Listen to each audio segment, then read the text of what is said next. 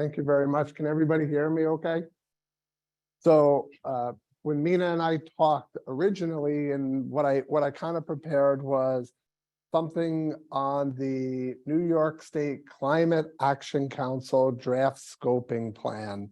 And what this is, this nice little document here, that is the draft plan of what they call the climate change legislation. And going back into 2019, 2020, the Senate and the Assembly decided that they wanted to deal with climate change, greenhouse gases, et cetera, in New York State. So they drafted what was called the community, let me see if I have this right, because I always mess it up. It's the Community Climate Legislation and Community Preservation Act. And in this scope of work, they figured that they would be able to deal with greenhouse gases, carbon emissions, energy issues, renewables, social justice issues, and a whole bunch of other components that are causing climate change, at least in New York State.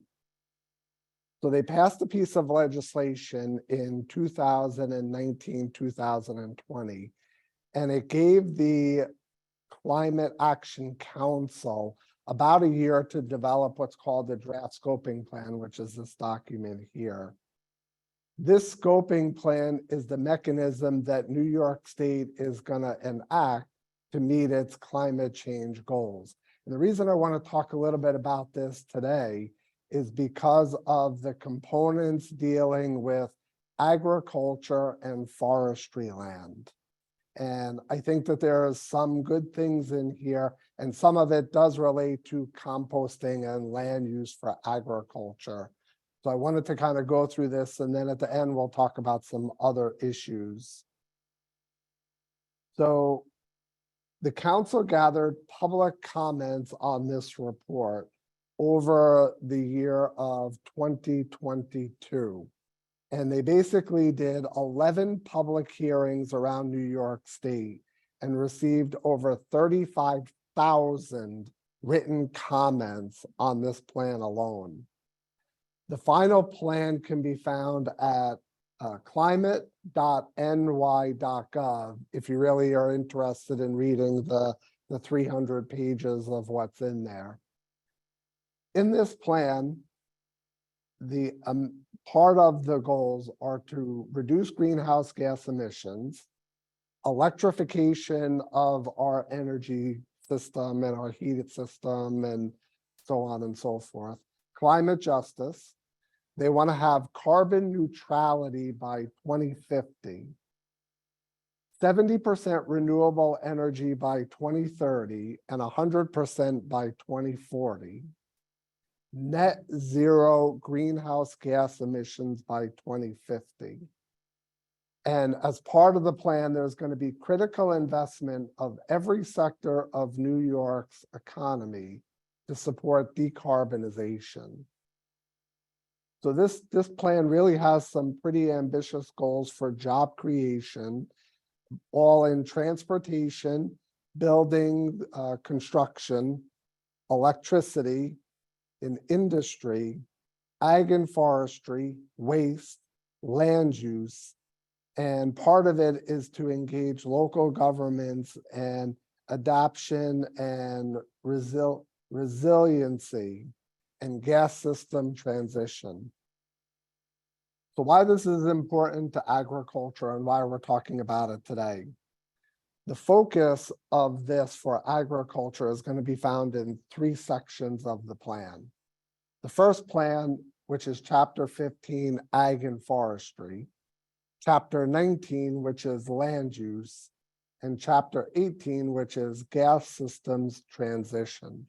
So I'll talk a little bit about Ag and Forestry first. So agriculture in this plan has been touted as a key component in helping New York achieve its goals as outlined in the Climate Leadership and Community Preservation Act. In New York State, ag represents about 6% of statewide emissions. So ag, as a producer of these gases, is actually pretty low as compared to buildings, construction, transportation, and other components. But the key thing here, and why ag is being touted as a positive in this report, is they're looking at ag lands and forestry lands as a carbon sink. And that comes to play in what we're all talking about here today, which is composting and better land use management on farms and in forestry. So basically, the way that they're looking at this and how they're going to achieve it is through the growth of trees, but also through well-managed and healthy soils. And in the report, and you can read it for yourself, they basically talk about the carbon sequestration in wood from trees as being maintained for hundreds of years as the trees are either harvested and turned into wood products or left in the forest to grow to maturity. With agriculture, they're looking at things, and we'll talk about this a little bit later on, such as no-till and carbon sequestration in the soils. And believe me, I'm not a scientist and I don't know the technical aspects. There's folks in the room that can better talk about this. But as composting and organic matter is put into the soils, it will help sequester that carbon in the soils. And that's what the state is really gearing up towards when they talk about climate change in agriculture. So some of the things that agriculture in New York has been doing already are things such as precision feed within the dairy industry, about how the diet that they feed their cows to reduce methane emissions from cows. They have a New York State methane reduction plan.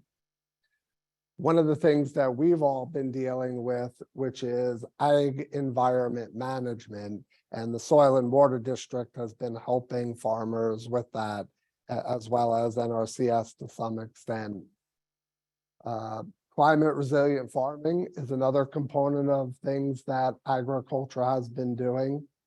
And forest management, which isn't really here much on Long Island, but in upstate New York with silvopasture, they really have started to develop forest management plans. So what are going to be the key components to achieving carbon sequestration and how the climate change plan is really going to be put into effect? So in the ag and forestry section, I believe there's something like 25 different recommendations, some of which I'll talk today as I've kind of pared it down to dealing with the topic at hand. Number one, which is AF2, prevent forest and pest diseases, invasive species, and restore degenerated forests. Increase prevention of invasive species, regulations on wood packaging and live plant importation. So basically what they're looking to do is prevent pests and invasive species from coming in by increasing inspections on pallets that come in and oversee shipments of product, which is a good way to prevent it before it even gets here. Combat invasive species, they're looking at rapid response to invasive species and trying to both sequester and eradicate the species before it starts to spread. And we're dealing with something to that effect here, which is the spotted lanternfly, which is one of the new pests that are coming in. For years, it's been in Pennsylvania and a little bit south of the area, but it's slowly been moving east. And I believe this year we finally have seen it out here in Suffolk County in a number of different locations. So that's one recommendation. Second recommendation is number AF9. So that's advanced alternative manure management systems. And one of the ways that they're going to look to do this is to provide some technical funding through soil and water districts to help farmers deal with manure management better. And all of this is right now in concept, but as I watched some of the Senate and Assembly budget hearings yesterday on the government channel, they really grilled Commissioner Sagos and Doreen Harris, who's the president of NYSERDA, who is in charge of this plan, about all of the things in the climate change plan. So this is forefront on the minds of our senators and assembly people. In addition, there was a 4.2 billion, that's billion with a B, bond act that the voters approved for green energy, green jobs, a healthy New York. And those funds most likely are going to be used in conjunction with this plan to help fund the things such as water quality, energy systems, solar, transportation, battery storage, and a whole number of other things in that bond. So hopefully they'll use that money plus budget money to help do some of these measures. In addition to the manure management, they're looking to manage nutrients better to replace synthetic fertilizers. And here we have some animal agriculture, and definitely it's a growing industry here, but nothing compared to the 5,000 head dairy farms in upstate New York, where they really have large manure management systems. And as part of AF9, also methane reduction practices. And I know the State Soil and Water Committee, the Soil and Water Districts, and NRCS have been working on helping farmers reduce methane emissions on farms through their management systems. The big key components to this section are AF10 and AF11. And that's soil health, nutrient management. And in the plan, it basically says, healthy soils and nutrient management provide for many functions and ecosystem services, including sustaining the biological activity and diversity of the soil, water quality protection, nutrient cycling, and carbon sequestration. So you can see that the authors of this plan have really put a lot of thought and research into what they're trying to accomplish with this plan and these goals. So they're looking at advanced ag nutrient management, which means, and they're looking to expand funding and technical assistance to the soil and water districts, and I'm pointing towards our soil and water folks in the back of the room. And through ag and markets, which creates some of the policies and helps farmers through different funding mechanisms, as ag and markets somewhat oversees the soil and water district system. They're looking at controlled release fertilizers, ag non-point abatement, water quality protection. Ag environment management is going to be another key component to this process, again, through the soil and water districts. They're also looking to expand the capacity of the soil and water districts, which hopefully will mean more funding and more ability for the district technicians to help you as farmers do what you need to do on your farms. And then enhanced training for ag planners and farmers. So I would imagine that's also going through the soil and water district, through some of your local extension agents, NRCS, and the partners in agriculture. They're looking at increased funding for monitoring crop yield. So crop yield management is another component. Funding for applied research, and that would be more through your Cornell University and your land-grant colleges, as well as your extension agents. And increase outreach to help farmers understand what their goals of this plan are, to be able to start to work more with the folks in the room here to better manage your farms. One thing that you should note in this is that there is a group that advised this body called the Climate Justice Work Group.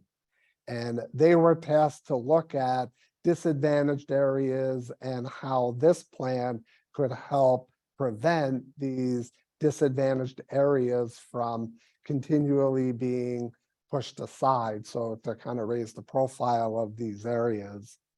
And this is a point that you should all be aware of. The Climate Justice Work Group is supportive of efforts to reduce emissions of nitrous oxide through more efficient use of nitrogen fertilizers. And they have suggested that there be a fee placed on nitrogen for farmers and agriculture and other components.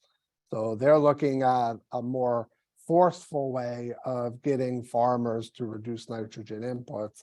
Forget about economics and best practices. They're basically saying, let's tax it, and that will help reduce farmers wanting to put nitrogen on their farms.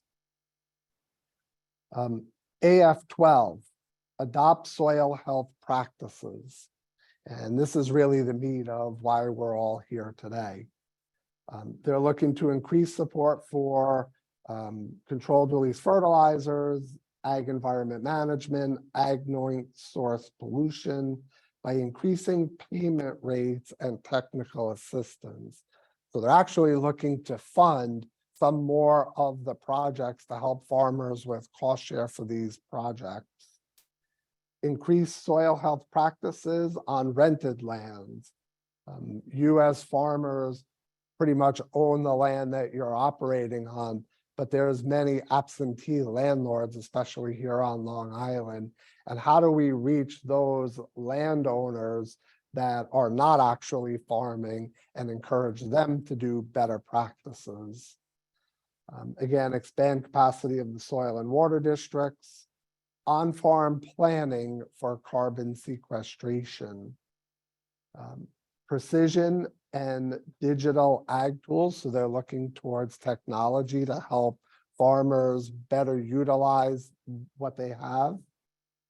Monitoring and verification of soil health practices, and educating farmers and students. So there's 24 recommendations in the ag and forestry sector, which is a pretty broad sector. It was actually one of the largest sectors in the book. So I'm only going to touch just briefly on chapters 18 and 19 because I think there's some key components. Chapter 18 is a major point of concern for those who have greenhouses. One of the things that this plan is looking to do is to basically do away with natural gas hookups, any type of hydrocarbons for heating, and basically go towards all electric. And I'm thinking about some of the greenhouse operators that have many millions and millions of dollars into their greenhouses in the middle of winter. And what happens if the grid fails, especially if you don't have a reliable backup source?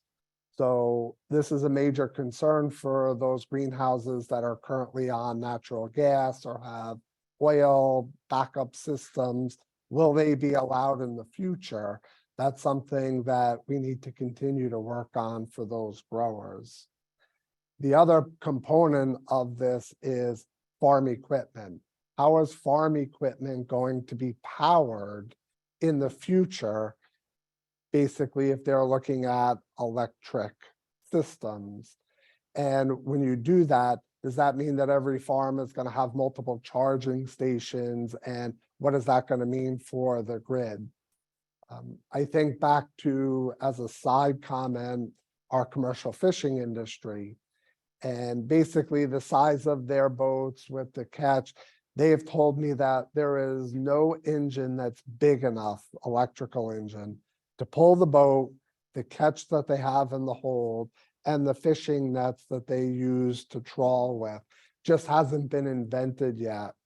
And the Senate and Assembly are looking to somewhat transition these engines in the next 10 years. So it's going to be a question of whether technology can keep up, or if they're going to have to push these regulations through further into the future, because especially with some of the big farm equipment, I don't know if there's going to be engines big enough yet to be able to plow through the soils. So that remains a concern. The other chapter of note is land use.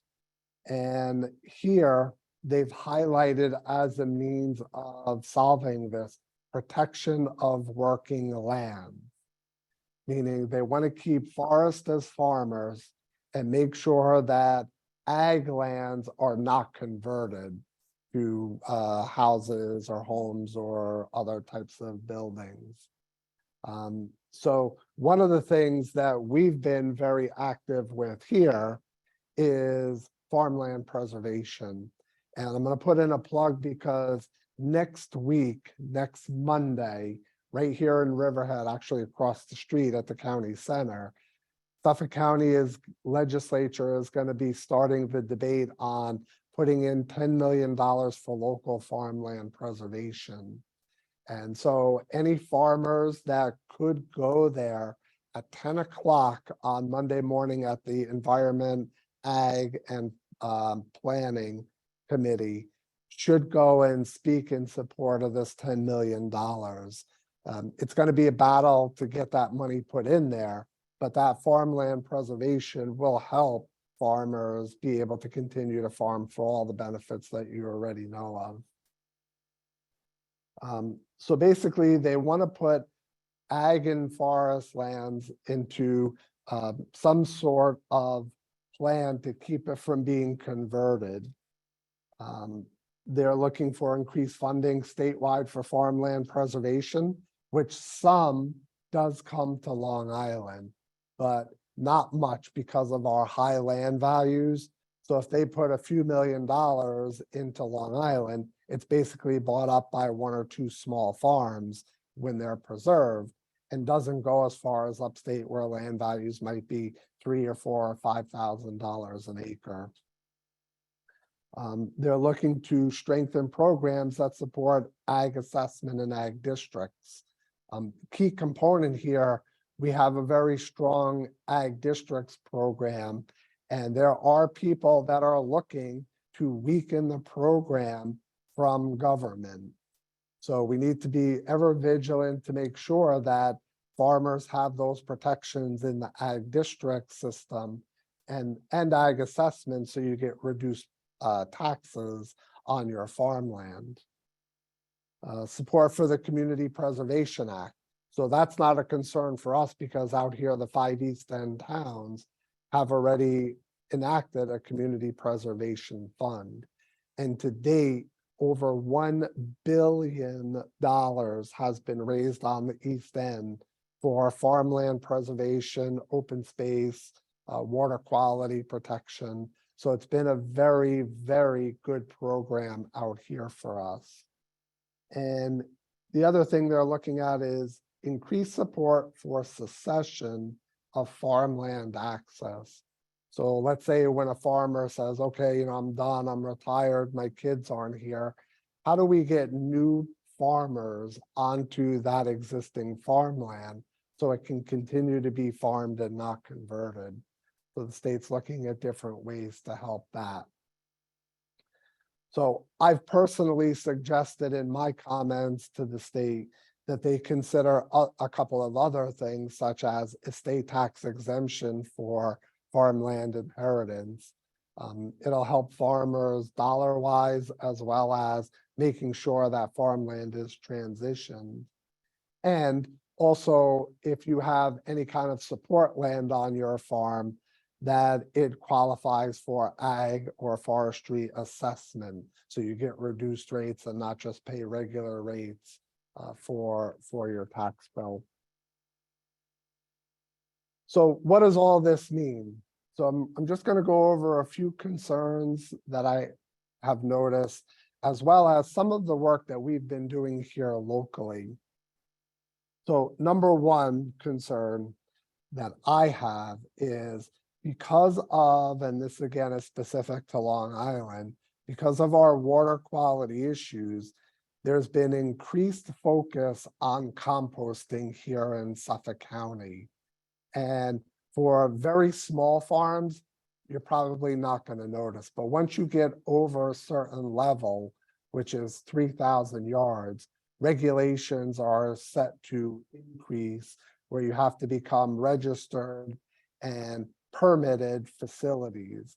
And that means additional things such as water quality monitoring, impervious surfaces underneath your compost. So it's really going to increase the cost of being able to compost. And it's kind of counterintuitive because in my mind, compost is one of the easiest ways for farmers to improve soil health. So here you're saying, okay, we think soil health is really important. We want to encourage you, but now we're going to put barriers to entry that are probably going to be so cost prohibitive that you're not going to be able to do them. One of the things that I'm also looking at here on Long Island is removal of crop protectants. In the plan, they talk about, let's say, for example, on the forestry side, we need to prevent invasive species and we need to control pests so that the pests don't damage the trees. But they don't talk anything about investing in new technologies for pest control, new products that could be used. So they're basically just saying, okay, we know that there's invasive species and disease, but just monitor it and kind of look at it and it'll be okay. And that's our solution to the problem. And as farmers, we all know that practicality says there needs to be some action steps at some point in time. And if you're not allowing for the use of protections on farms and forests, you're not going to have a very successful crop to harvest. Wildlife is a huge concern as well. And when you look at forest, and we see it here on Long Island, deer damage has basically wiped out the understory. So how can you have a healthy forest when there's no regrowth because of wildlife damage? You have the non-farm public now starting to come in and say, well, we want to determine what your ag practices are. People who have no idea about when to water, what type of products to put down, how composting is effective, soil health practices. Everybody's got something to say about how you run your farm.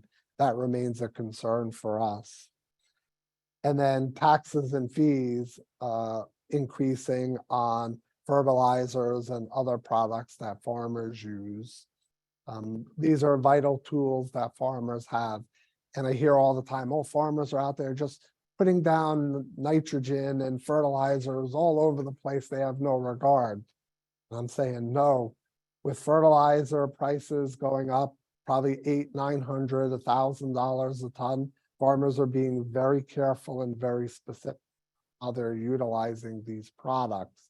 So you have a bad misconception of what actually is happening.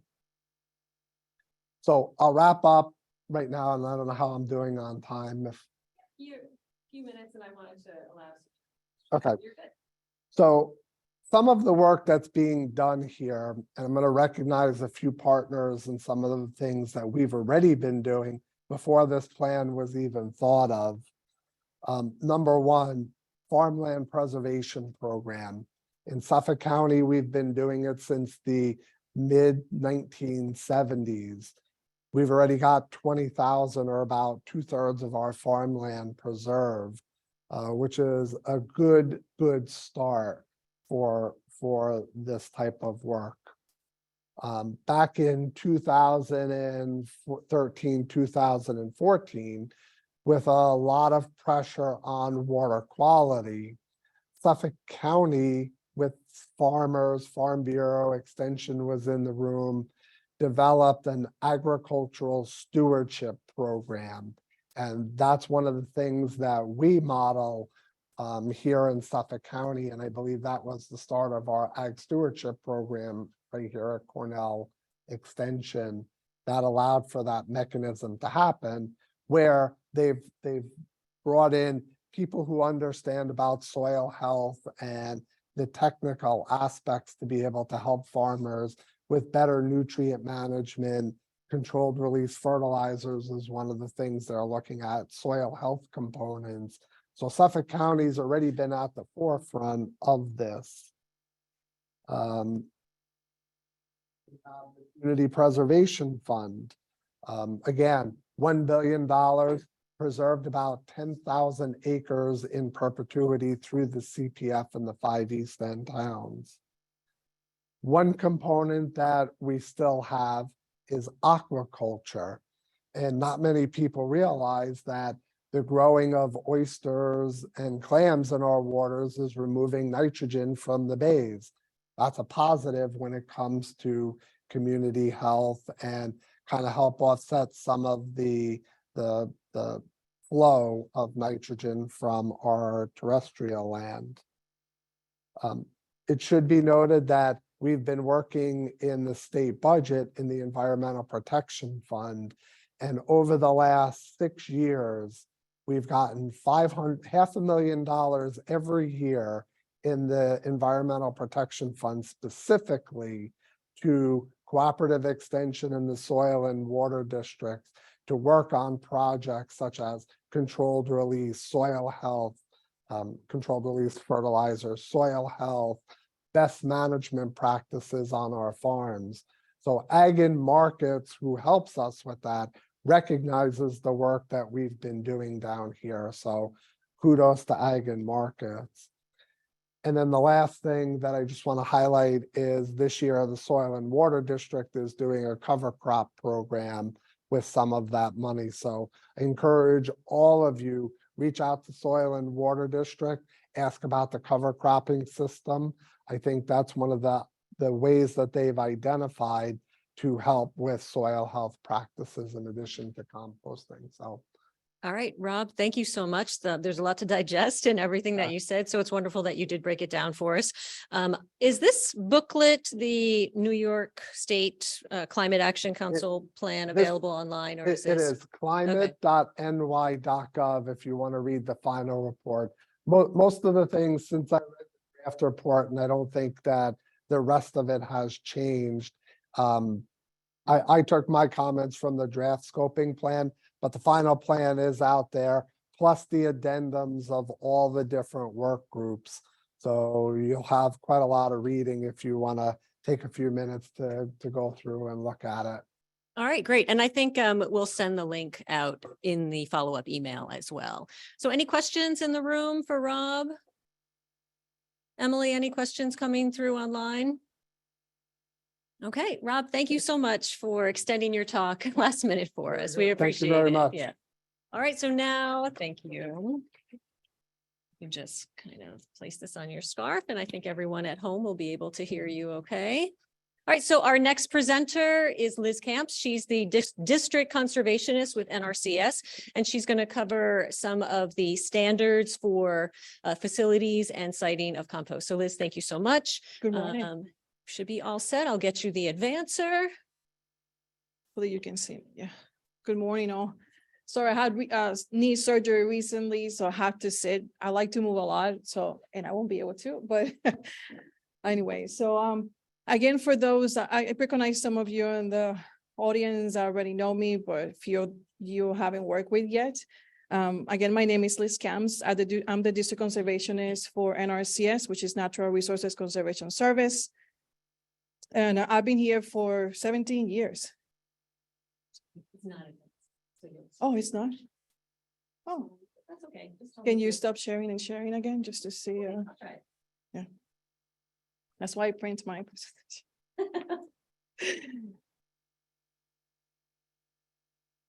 Sorry, folks. All right.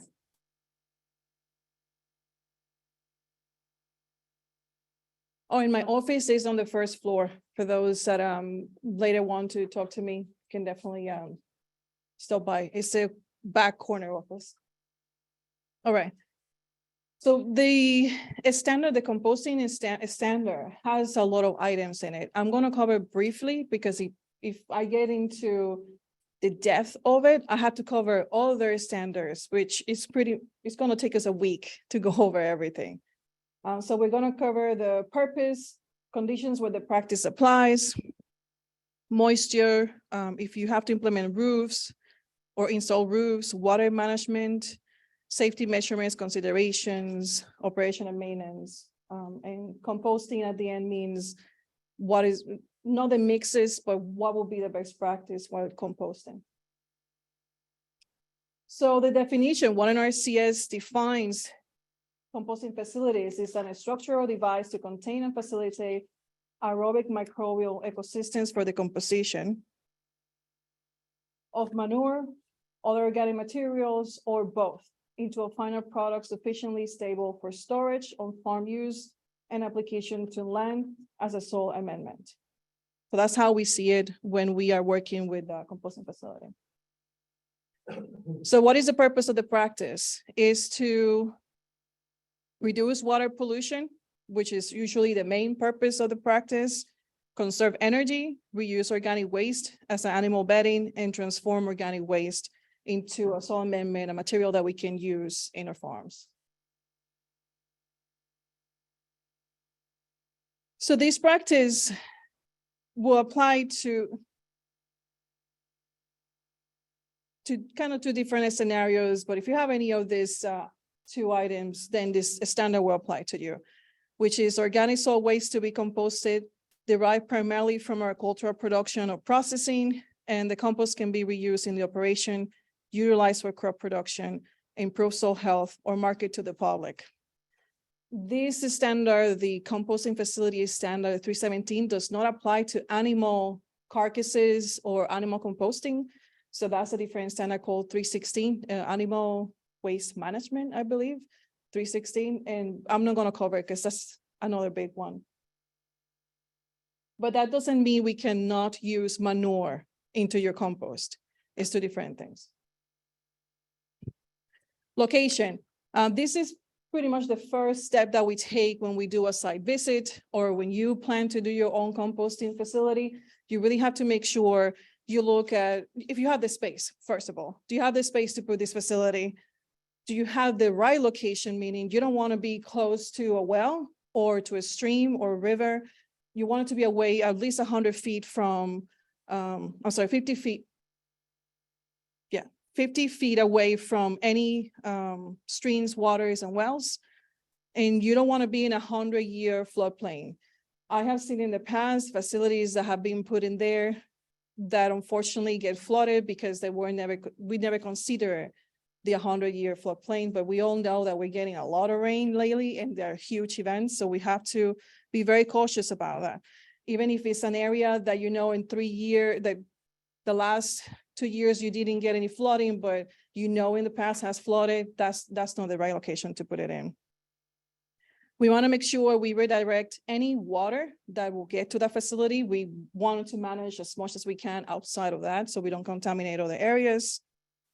You have to make sure you keep access to that facility all year round. Even when it snows, you want to make sure you can monitor the facility and make sure everything is going well. And the floor of that facility has to be at least 2 feet from the seasonal water table in the area.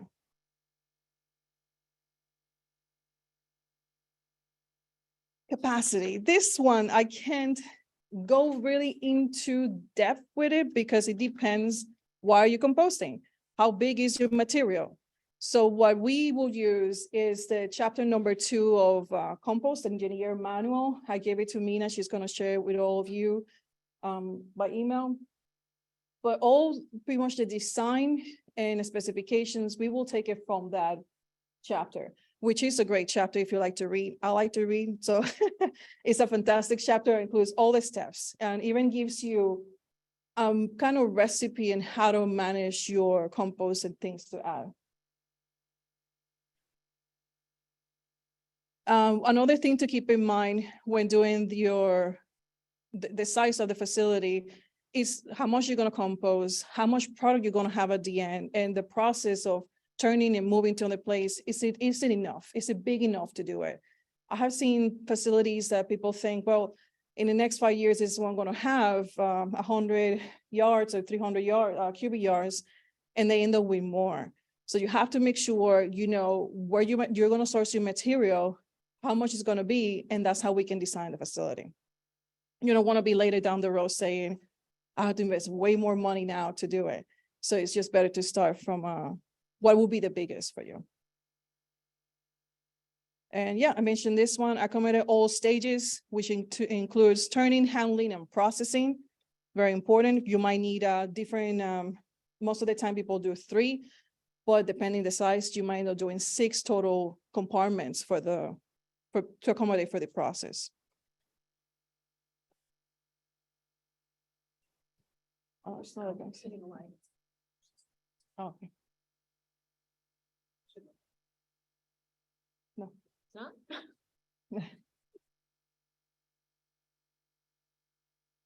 That's too far. It's too far. Yeah. I mean moisture, yeah, perfect. Moisture, this is super important, and we get, every meeting I've been or webinar I've been, always moisture is a question. And moisture is extremely important. You don't want to have tons of rain getting into your compost if you know your soil is not the best. If you can't drain it, if you don't have the right mix, you're gonna start having that kind of feeling of the compost, and you know that's not that will not be the best for it, because it can turn anaerobic. You don't want the process to turn anaerobic. That's when the smells will start coming out and a lot of problems will happen. The facility should be designed to enable the management of the compost moisture content, meaning you have to be able to turn it, move it, and make sure you can manage that balance. If your facility is covered, you want to make sure you have a water source by the facility so you can keep monitoring and adding water as needed. This one mentioned before, consider the precipitation. For the Northeast, most of the time, it will be better to have a cover, depending also the area, how easy the moisture of the pile will remove, how windy it is. Long Island, we're very windy, so it might not be such a big problem, but we recommend always to put a roof. It can be a high tunnel, a structure that you already have in place. It can be just a simple cover just to protect it, or tarp.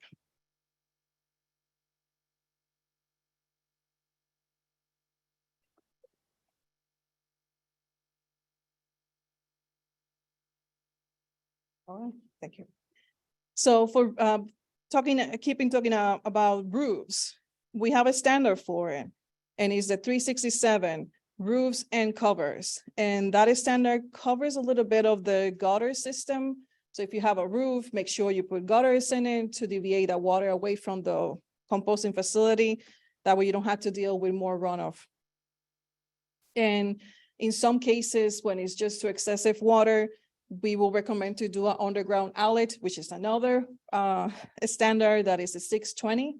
And that will help us to deviate that water. If you have a stream close to the farm or an area that we can't allow it to percolate, will be like a grass area, we can definitely do that as well. Foundation and structure. Depending your facility, how big the facility is, you might have to have reinforced concrete. Most facilities, as far as I've seen it, we don't do the reinforcement because they're not as big. But if you're going with a big concrete pad, that means the bars, I forgot the name of the reinforcement bars, the rebars, yeah. The rebars have to be placed correctly. It becomes a huge project. And I'm going to show you later how much some of them cost.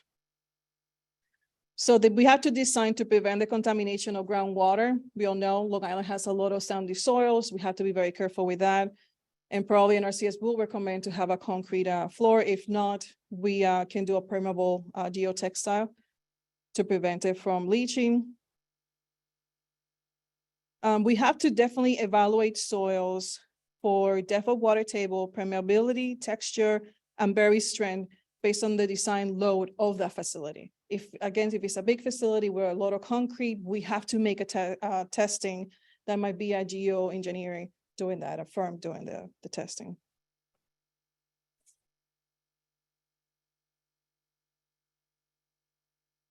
Foundation, this is a big one. And I just put it here because you're gonna get a copy of this presentation because it includes a lot of other different standards that I'm not covering in this presentation. But I want you to keep it in mind because we will have probably pond and ceiling lining for concrete areas, geosynthetic clay liners, and those are different standards. But you can take a look later if you're more interested in those. Next. Power supply. If your facility needs to have access to power, make sure you protect it. Put bollards around it, keep it away from the equipment. Remember, you're going to use heavy equipment in most of these cases. So you want to make sure all that is protected from your facility and protected also for water, for moisture that you don't want in case that you're using a hose or other water system. Install hazard signage. Whatever is needed on the farm, make sure your staff knows about it and is aware of any emergencies, where to reach it and how to turn off whatever you start in the system. Thanks. Wastewater management. This is a longer section in the standard, but I think the most important 2 points is this one. Ensure the facility has the control over any leachate. You don't want to have issues with the water coming out of the facility. And you also don't want to get that water in. Again, use tarps, roofs, or leachate collection systems to manage the runoff coming out of that facility. Safety measures is something that we know, but we sometimes don't pay attention to it. So make sure you minimize all hazards that could come out of that, the process of the facility. Install hazard signage, I mentioned that before. Limit composting bins, and this is a very important one, a height to 6 feet, because it just becomes harder to turn. And you might not get the right temperature inside of the compost. Also for us on the Northeast or any other cold areas, if you're having lower piles by the end of the season, you might want to have them higher, just to keep the heat inside, to be able to go through the winter and still going through the process. And if you are not able to turn them, you can do a forced aeration system, which it could cost you more money, but in case that you don't want to keep turning all the time, this will be a good option. And that will minimize also spontaneous combustion.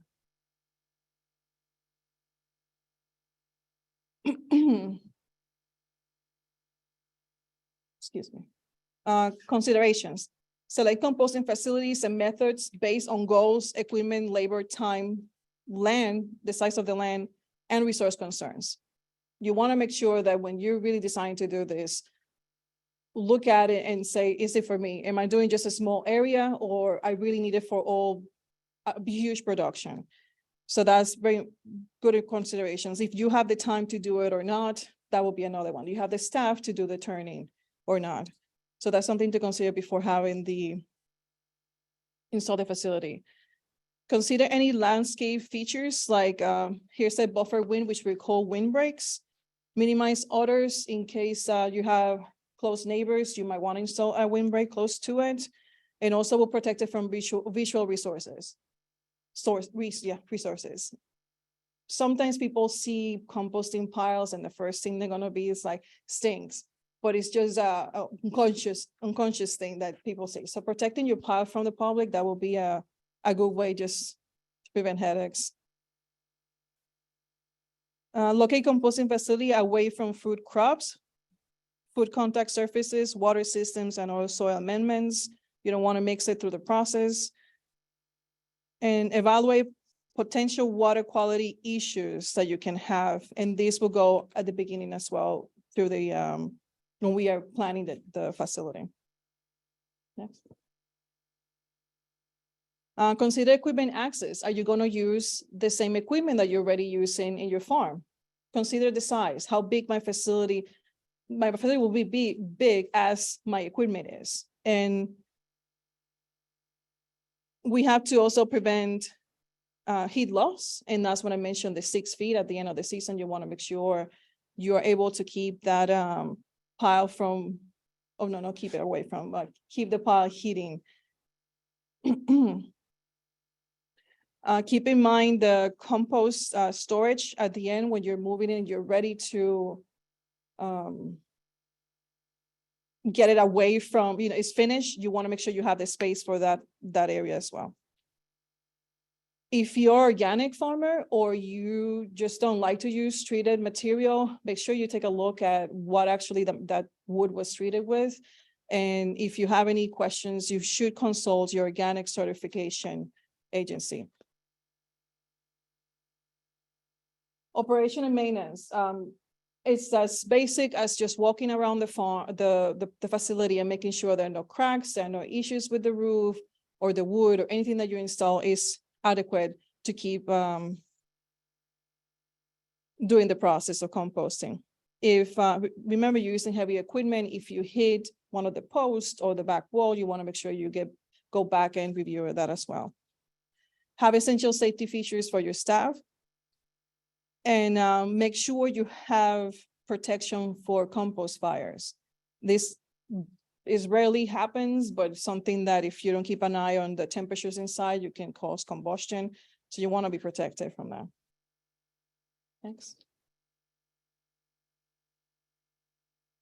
So it's very important to specify the types and volumes of animal waste and other organic feedstock that is going to be used. Again, we are not composting animal waste. We will use manure to increase the heat in the pile, but we are not using animal waste. So you want to be cautious about how much you're adding. Direct the operator to compost mixtures calculators to balance the feedstock to meet the target organic to nitrogen ratio and moisture content. That is extremely important because you will have, during the process, you will need more carbon than nitrogen. So you want to make sure that you have that in place, where I'm going to source my carbon, and can I put it quickly in the pile if I need to fix the mix. Temperature, moisture, oxygen, and pH is super important. Test your finished product. I have been in a lot of farms that I ask, can you give me your compost testing? And I always hear no, I never compost I never test my compost. So test it, make sure you know what you're applying and what you're also giving to the public. All right.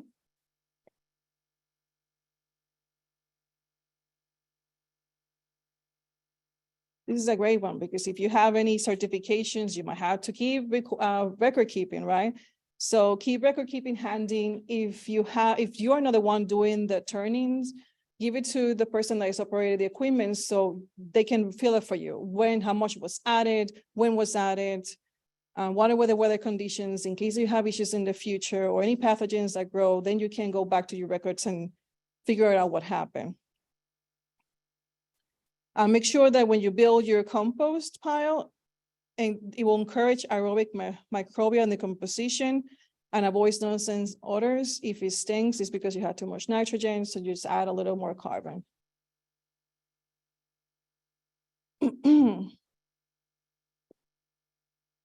Bulking material is very important. The size of the carbon source that you're using is very important. If you use tons of sawdust, you might have an aerobic problem later if that's all the carbon material that you use. If you mix it with other sizes, it is fine. But some people have mixed just sawdust with your nitrogen and they wonder what happened, and it just can't breathe. Your pile will not be able to breathe. So make sure that you have different sizes for carbon. The moisture in the pile should be between 40 and 60%. And again, this depends your farm because some areas are more windy, other ones are not. So it depends exactly where how it works in your location. Manage the compost to attain and then maintain the target internal temperature to 145 degrees for the duration required to do the process. Do not go over 170 degrees because you're gonna probably kill beneficial bacteria. And definitely don't go above 185 because you can cause combustion. Make sure you have a scheduled turning. If you want to have one of those piles that you have to turn every so often, make sure you can get to it, your operator can get to it, and know when exactly it's going to happen. Strategies to reduce odors include adding more carbon, modifying the moisture content, modifying the pH, or adding biological inoculant. Cornell does not recommend, or most of their specialists do not recommend to add just regular inoculant. We recommend manure. And that's what you wanted to use. If you pile, dry, and dye, use manure instead of including inoculant that you buy just in the store.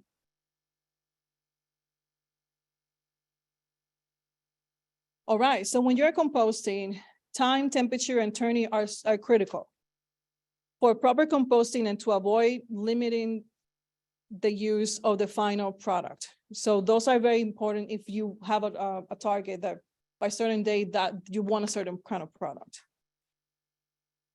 Composting material must be stored safely with undesirable odors and typical required temperature phase about 104 degrees Fahrenheit for 5 days with at least 4 hours above 131 degrees Fahrenheit. In this slide, you're actually going to cover more of this later through the webinar series. But I wanted to mention because the standard is very specific on this. Compost use for vegetable crops, off-farm use or sale, or any organic crops must meet USDA National Organic Program requirements if you're under organic, including being stable when finished, adequately dry, and containing limited quantities of pathogens. What this means, you cannot sell a hot pile. And I've seen it a lot of times that if it's still hot, it hasn't finished yet. So make sure your product is not burning, it's not cooking. Processing compost in a static aerated pile or in a vessel compost system requires maintaining the temperature between 131 degrees Fahrenheit and 170 degrees Fahrenheit for 3 days, at least 3 days. If you do a windrow system, the temperature of the compost should be between 131 degrees Fahrenheit and 170 degrees Fahrenheit for 15 days with a minimum of 5 turnings of the compost to ensure even composting. And below I have a link that will take you to the regulations if you want more information on that.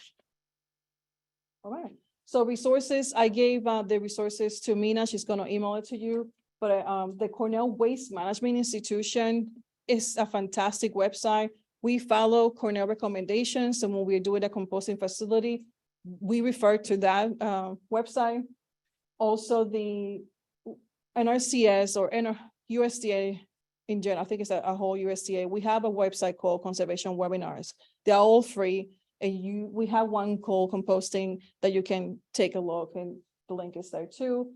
And I mentioned before the engineer manual, chapter 2, for more information, more in depth of the different aspects of composting. That's how it looks. Just put in the covers, you can keep going. And it's blurry, but these are some of the things that cover in the standard that goes to pathogens, the operation cost, compost and use, data materials and composting. This one actually goes into animals too. It's not just the one that I cover. It's a general composting for everything. Mina talked about this one earlier. For NRCS, for those that don't know, NRCS has different programs. The one that the composting facility I'm talking today will qualify for the EQIP, the Environmental Quality Incentive Program, which we all call EQIP, and we have funding for that program. Also, we have a agricultural management assistant, which right now we're doing it mostly for urban farmers because we have a smaller practices that we add to it, and we're just limiting to urban producers at the moment. And we have a partnership program with Soil and Water Conservation District, and we call it Regional Conservation Partnership Program, which is our CPP. So cost share. This was interesting because I had to read all the practice scenarios for me to put this one down. And one of them is, you see the amount is crazy. But if you're doing, we can cost share any of these ones. And for beams, wood, concrete walls on concrete slab is about $18.59 per square foot. These are the 2023 cost. And to give you an average, normal, like a regular facility that we see is 384 square feet. We will pay $7,138. And that's about a 12 feet by 32. That's a typical facility. So all these scenarios are typical facilities. If you go for a composted windrow concrete pad with curbs, that's $8.51. It's less money than the first one because it's a big facility. So for a 32,670 square feet, we will pay $278,000. If we have to do this, all my engineers are gonna get involved. So you know, and it's a big facility, 90 feet by 263 feet. Small farm pads and bins, we pay $61.56. It's more money because it's for smaller scales. It could be for urban or just regular small farms. And typical facility is 54 square feet, and we will pay $3,324. That's about six feet by 9 feet. And also we have small bins with no pads, just probably will be a geotextile on there just to make sure there's not contaminations infiltrating. That is $43.13. Again, similar facility, 54 square feet, and we will pay $2,329. When I look at the numbers and what my practice scenarios said, if we are off by about $2,000 to $5,000 off of the actual price that you will pay for a facility. So I think that's pretty cool. And we had tons of practices, and RCS cost shares, cover crops, CNMPs, energy audits, wind breaks, pumping plants. So if you're doing a composting facility with us, it's not just gonna be that practice, the 317. We're gonna include a lot of other practices, and we were gonna have that conversation with you and say, you might need this, will you wanna move with the wind break, or we need to do the underground outlet. We will let you know, these are the other practices we have to implement, and we will pay extra for them. These are some examples of composting facilities. The first one, that one is the small farm pad and beams, because it has the concrete pad on the bottom. We can do the same one without the concrete pad. The one on the right top is definitely the 230-something thousand. And the bottom one is, like I mentioned before, it's just an open, it's not more like walls, it's just an open system, and they just keep pushing with the equipment. Next. And these are some of the other practices we cost share, like I mentioned before. We do drip irrigation, irrigation engines, we swap them for the old ones to new ones, missing facilities, high tunnels. And cover crop, I mentioned that before, yeah, next. So is it for you? I added this one at last minute because some people think, oh, NRCS is paying, let's do a composting facility. But think about it, the management, the money, the amount of money that you have to pay later to manage this facility, can you do it? Is it something that you really want to do? What type of composting facility are you looking for? Are you looking for an open composting system? Are you looking for a windrow, which is a closed system, which is similar to the one I have here on the right side? I wish I would have put a picture of the other one, but it's a big container and it just rotates with the compost inside, and it keeps rotating down it's like a long tube. This map I wanted to show you, we have offices all over the United States. This standard applies to everywhere in the United States. So if you are looking for your office, for the audience, that everybody that is online, if you're not in New York, you're somewhere else, you can go to this website and find your local office, and they can give you more information. Summary. So if I bore you with all this information, it's too much detail. These are the two slides that you really have to pay attention to. And that is that composting facilities are two parts. We have the engineering part, which is the one that gives people headaches because there's a lot of detail and we have to make sure we are precise. And the second part is management. you have to make sure you can manage this. If you need equipment, that you have that equipment available. We will not tell you to buy a specific equipment. You don't need it. You can use whatever you have in your farm, and then we can tailor the composting facility to that equipment. There's a nutrient management, a standard component to this. That's one of the standards that I mentioned before, but it's 16 pages. So if we go through that standard now and explain the mixes and everything we have to do, we're going to be here the entire week. So this is one that you could take a look, and I gave it to Mina. She will send it to everybody. Again, if you're doing animals, carcasses, any like waste manure, you can utilize the animal waste management standard, which is a 316. It's different from the one we're discussing today. Depending upon the quantity of the material, type of material, height of material to be composted, etc., the size of the facility could be larger than some people think. So this is when planning is very important, and we can do that with you. And you can always say at the end, no, I'm not doing this. It's just too much money. I'm not going to do it. But in the process, you learn, oh, I can do the smaller system and handle that on my own. I don't have to pay all this money. Next. Knowing how much and where you're going to get the carbon source is super important. Make sure you always have it available. Different carbon sources are going to break down over different lengths of time.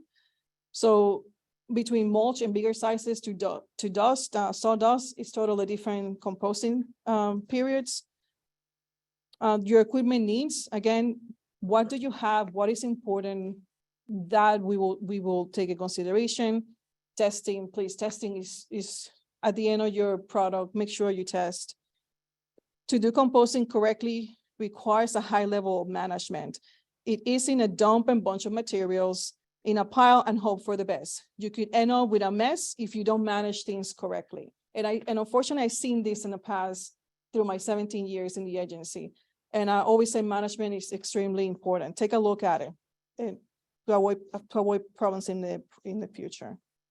And like I mentioned before, Cornell has a lot of information on this. So take a look at the website. You can also take a look at our website, but we and RCS follow the CCE standards as well.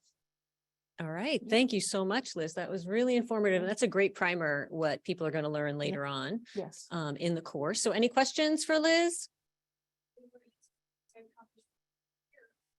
Oh, excellent. Okay, Oh, Herb, you had a perfect. question? All right. Yeah. Sure. Thanks very much. So I'm a little bit confused because in some of your earlier slides throughout the presentation, talked about or made a distinction between handling animal manure and Yes. composting. I just want to make sure I understand. Yeah. This standard can be used, or you can design facility using this standard to compost animal manure. Is that- Yes. Thank you for bringing that up. Liz, I can you just thought- repeat the question as well, just so everyone at home? The makes sure? question was if we can use this same standard also for animal composting. Yes, it has an element. It kind of, if you look at the animal waste standard, very similar. They just kind of translated to the animal waste and then added that section of the animal part. But you can use this one, definitely, and then take a look at the other one to be more specific. Yeah. And a quick follow-up, Mhm. in one of your very early slides, you said that this standard is primarily for agricultural both waste and process, composting of agricultural waste and processing Mhm. materials that are produced on the farm. Does that mean or not mean that one can take in organic material from outside the farm, You off can. the farm? Yes, you can definitely take product, especially your carbon source will be outside. If you don't have animals, you have to bring some animal waste in to be able to mix it with the compost. So you can definitely have external inputs into Okay. your compost, From yeah, off. off the farm, correctly. Thank you. Yes. Thank you for that. Have you done any studies, and this would be very general, but on the cost involved versus what your return is? In other words, sort of the rate of return. So if I invest Mm. $5,000, just to pick a number out of the air, how long does it take me to get that back in the manure, in the compost that I'm using? Wow, I know we do because we have a whole economic part side of this, that we have a division pretty much that does this. I can take a look, because I know we have done studies in the past. I just can't recall any of them. There's sort of a rule of thumb that says if you do, if you put this into it, this is what you'll get out of it. Because otherwise it may just be cheaper to buy compost from outside. In some cases that can be true, that it will be cheaper to buy it outside, but you want to, like, if you do a simple facility, it will pay it off. You don't have to get into the whole concrete floor and spend all this money. A simple facility that you can just turn it and move it will save you way more money than buying it from other people. And I just went shopping yesterday and I saw the prices that went double. So it is gonna be cheaper doing it yourself. Yeah. Question? Yeah, go for it Yeah, this time. I wanted to add on to the first question. What about, so off farm materials, what about specifically food waste, which isn't necessarily? We don't have any, we always tell people to be very cautious, because in the facilities that they mix this food, you could have oils and you can have other things that you really don't want to add to your compost. So just make sure you have a good communication with whoever is bringing you the food. Yeah. You mentioned earlier as well, about aeration. Yes. I didn't know about that. So how would that be set up? Would it be at the bottom of the pile? And So more. Liz, can you repeat the question? Sorry, folks sure, yes. online can't hear. So the question is about aeration. How do you aerate the pile? If you do it from the bottom, how do you set up? More compost, more complicated or bigger piles. Most of the time, the floor actually has the system in it. And they have these big engines just bringing air into the system. The more simple one is through pipes. They make like a French drain, and it's just boiled for air. And you just stick the pipes, the pipes inside of the pile, and it just allows you to keep aerating. Yes, that's what air compressor or any other. how important is that air to the process? It depends the size of your compost. How important is the air to the process? So it depends of the carbon material that you're utilizing. If you have enough air with those materials will give you enough air to the compost, it's not a problem, because you're going to be turning maybe like a 5 days or 3 days. But if you are using a lot of sawdust and you're still using a little bit of the bigger sizes of carbon, but you could have a problem, then it is very important, because most of the time it's done to prevent combustion. In bigger piles that you cannot turn, it is super important. Yeah. When we use that gauge of 6 foot, right, that's a fairly good idea of a For us, yeah, pile. yeah. Some Mm. people do it smaller, but that's usually in the south. What's in the south? Smaller piles. Okay. Yeah. But 6 foot up north is. It's good, yeah, yeah. So we're gauging it on a 6 foot tunnel. yes. Okay. And I know there's Long Island composting. They do bigger piles, but it's because they have the equipment. You have a turner that is just dedicated to that. But that's because that's all they produce. But for farmers, the best is 6 feet should be fine for your equipment to turn. Yeah. Yeah. Any question? All right. Okay, yeah, go for it. Okay, Liz, we have 2 questions from online that I will convey to you. The first one is from Jeff. It says, "Thank you for this presentation. I have a question about your slide. Is this for you? Do you have cost estimates for yearly operating expenses and other tasks required to maintain the facility? Finally, is there any carbon credit / offset revenue available to any of the small scale facilities?" Like I mentioned before, we do have cost share programs. That's one of the questions, right? We have Yes. cost share programs that will help you to implement a facility. I'm not aware of any other agencies that have, Corey, did you have any funding extra for composting? No, okay.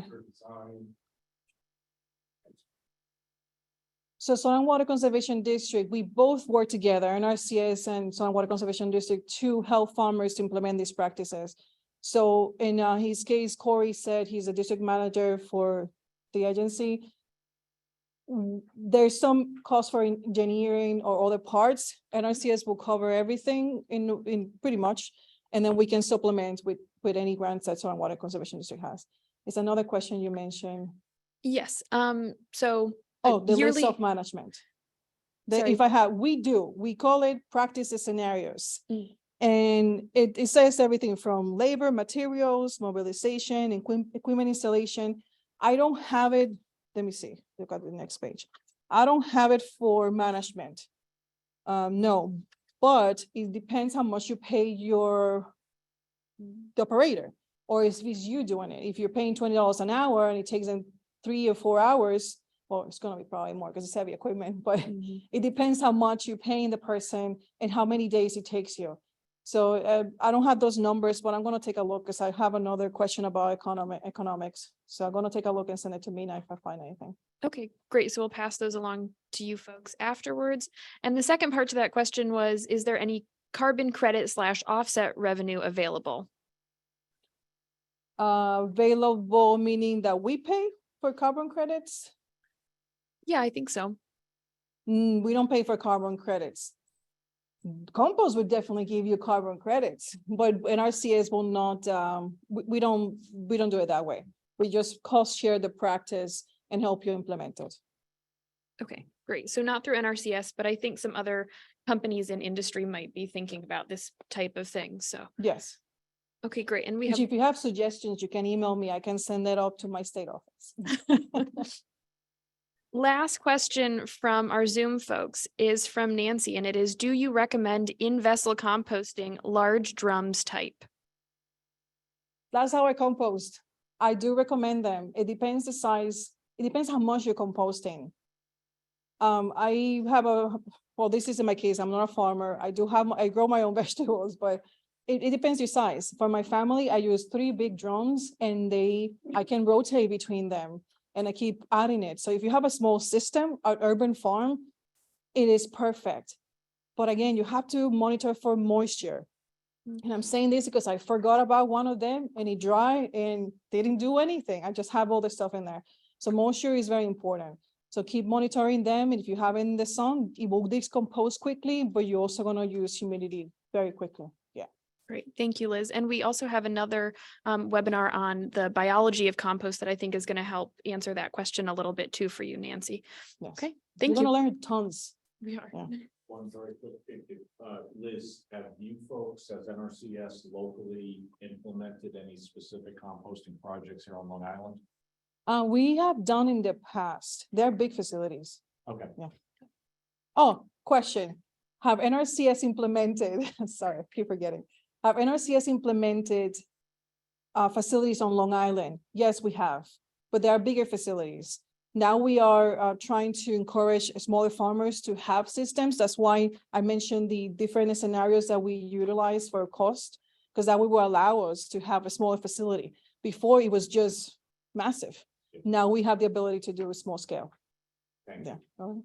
All right, thank you so much, Liz. That was All right, very thank you. informative. All right, everyone, we're going to take a break and we're going to continue at 9:30. So please go back to your computers and come back in the room for 9:30.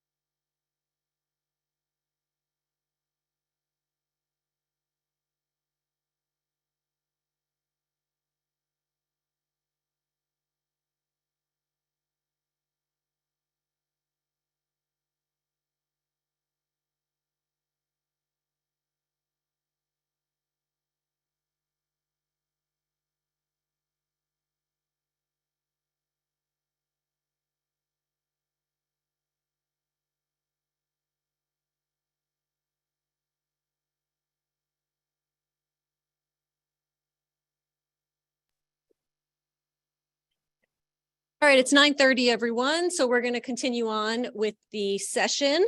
Our next presenter is Jim Wade, and he is an environmental engineer with New York State DEC. So Jim is going to cover the regulation aspect of it. And of course, we'll continue taking questions. Jim, thank you so much for coming over. Okay, so the introductions are done. We'll. Oh, I know why it's not working. okay. It's because, one moment, let me just hide this for folks in the room. And now hopefully it will work. Yeah, oh, went too Wonderful. far. Okay, so I have a few topics to talk about. Of course, we have three types of authorizations, people to run a facility. You have exemptions, registrations, or permits. And then I'm going to talk back to some quick summary of some major operational requirements that you might find important for operating a facility. We'll talk briefly about some stormwater management. And then since anaerobic digesters are up and coming thing, we'll introduce you to some of the requirements for those. And then at the end, I'll say a word about recycled concrete aggregate, because even though it's not about composting, it's very important because a lot of times on farms, this material is used, and if you get the wrong material, it could be problematic. Okay, so let's start with exemptions. You have generally an exemption is for like certain waste types or a certain smallest type of facility. I mean, there's no notification required or approval from DEC to operate an exempt facility. You can just start that today if you want. And you have to comply with the predetermined operating requirements that are for the exemption. The exemption may list a few operating requirements that you have to comply with. And if you can't meet an exemption requirement, you could try to figure out if you can fit into a registration, or you may need a permit. So our first exempt facility type is going to be like for waste that's controlled by the waste generator. Like if you generate it, you could compost your own waste and don't need any approvals. There's no size limit to that, but there's two things are excluded from this: animal carcasses or parts from a slaughterhouse, as well as municipal solid waste, sewage sludge, or other types of sludges. The second type of exempt facility that you can have is for source separated organics, abbreviated SSO. And we have, and this is for a very small quantity, like 1,000 pounds or 1 cubic yard, whatever is greater per week, based on a monthly average. And there's no more than 2,000 pounds in a week. And you also have to use sufficient bulking agent to ensure the process remains aerobic. And you have to have proper leachate control. And we have the most common one is the yard trimmings, which has been limited to 3,000 cubic yards per year. And we have this requirement: precipitation, surface water, and groundwater that has come in contact with yard trimmings. The resultant product must be managed within the site and must not enter a surface water body or convey in surface water body or cause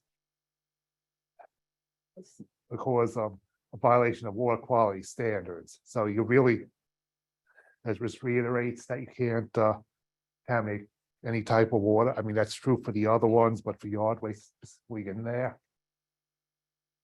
No, too far. Can't seem to get. Then we have animal carcasses at a farm. This one is, the farm is located at a concentrated animal feeding operation. No more than 10 animal carcasses per year can be from off-site sources, and the animal carcass must be placed within the compost pile on the day that they're received. And then we have the fifth type is animal carcasses or on property controlled by a state agency or municipal entity generated on properties under their control. Usually the most common thing for that is for like roadkill animals. And that's when like the town cleans it up, it can compost it.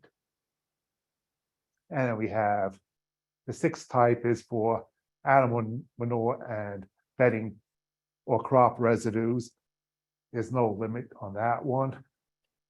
And we have facilities located at CAFO provided a waste except as limited to manure, food processing waste, fats, oils, grease, and other organic waste without a sanitary content. And we have two up and coming modifications to the exemptions in our draft regulations, which are currently under review for being finalized. And we have the first one is for geographic contiguous land owned or operated by the same person. If the land area exceeds 50 acres, you can have one exempt facility per every 50 acres, provided an exempt facility is at least 1,000 feet apart. This one is meant more for if you're reselling the compost, whereas the other one is for if you're gonna use the compost on yourself, this will be for facilities located at a farm.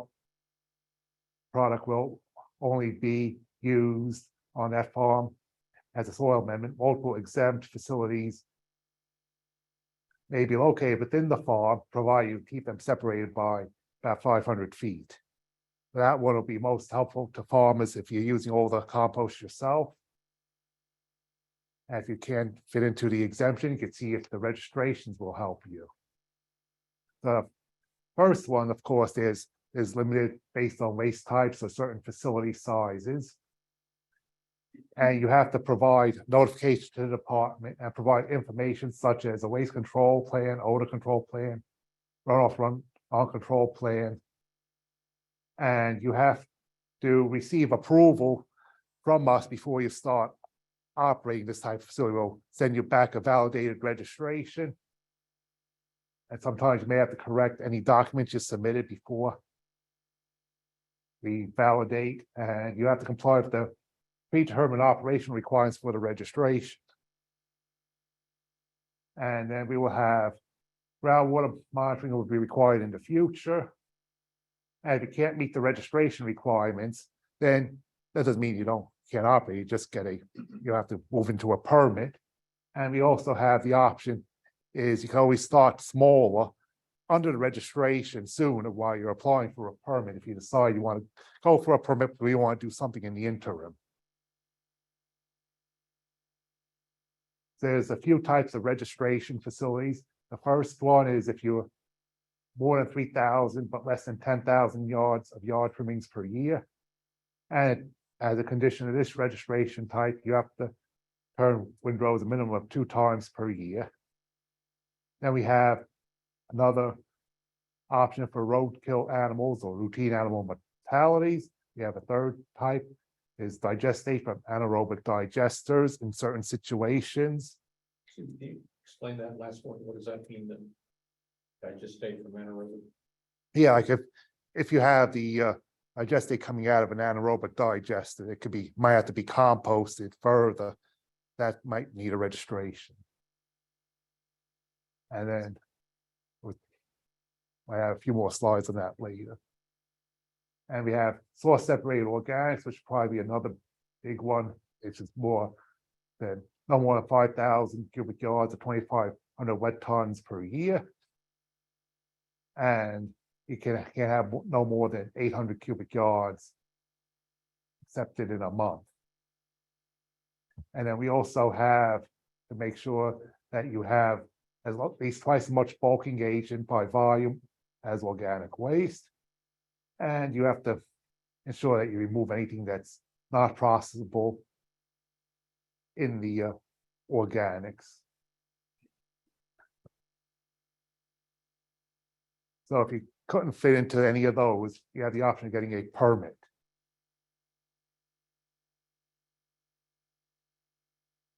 Okay, which means, so if you can't fit into the registration or the exemption, you get a permit. And these facilities require a detailed permit application prepared by an engineer licensed in New York State. I mean, you're subject to some type of public noticing requirements. And your operation cannot commence until you receive a permit to operate. And your permit may have site-specific conditions tailored to meet the needs of your facility. I mean, if there's something in the regulation that you really don't want to comply with, we have an alternate way of complying with, you can always variance it, there's a little more flexibility in that. Going to require groundwater monitoring in the future. And you could have similar waste types as a registration or a permit, but could be at a larger scale. It can include other waste like biosolids, sewage sludges, and MSW if you determine it's necessary. If you're gonna have a combination of exempt and permitted activities, it all gets put into a permit. You just have a photo of a large composting facility, which requires a permit. And then we're talking about the summary of the main operating requirements. So for exempt composting facilities, you have to ensure that the dust and odors, of course, do not impact the neighbors of your facility. I mean, people don't want to smell it. You have to also ensure that your facility operations impact surface and groundwater. You also have to ensure that the compost does not remain on site for more than the allowable time period, which is usually 36 months from receipt of the material. And although, I mean, the regulations does not specify this, it's recommended you keep some type of daily log and some type of records. It helps you account for what you took on site, because you do have limits in the composting and certain. So you want to make sure you have some type of record to help you keep compliance with that.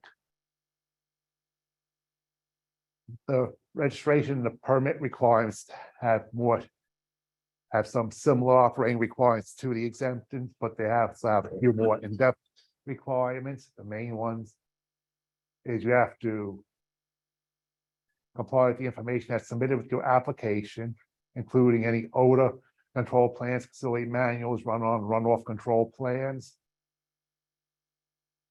You have to ensure you control the nuisance conditions like dust, odors, noise, vectors, dragging mud onto the public roads, stuff like that, because people don't want to smell it, hear it, be in dust clouds or see it. Usually there's some type of separation distances. For most things, it's 200 feet separation from any type of surface water, potable water well, wetlands, a residence or place of business. That excludes the facility owner. And for certain types of waste, that separation distance may be increased to 500 feet.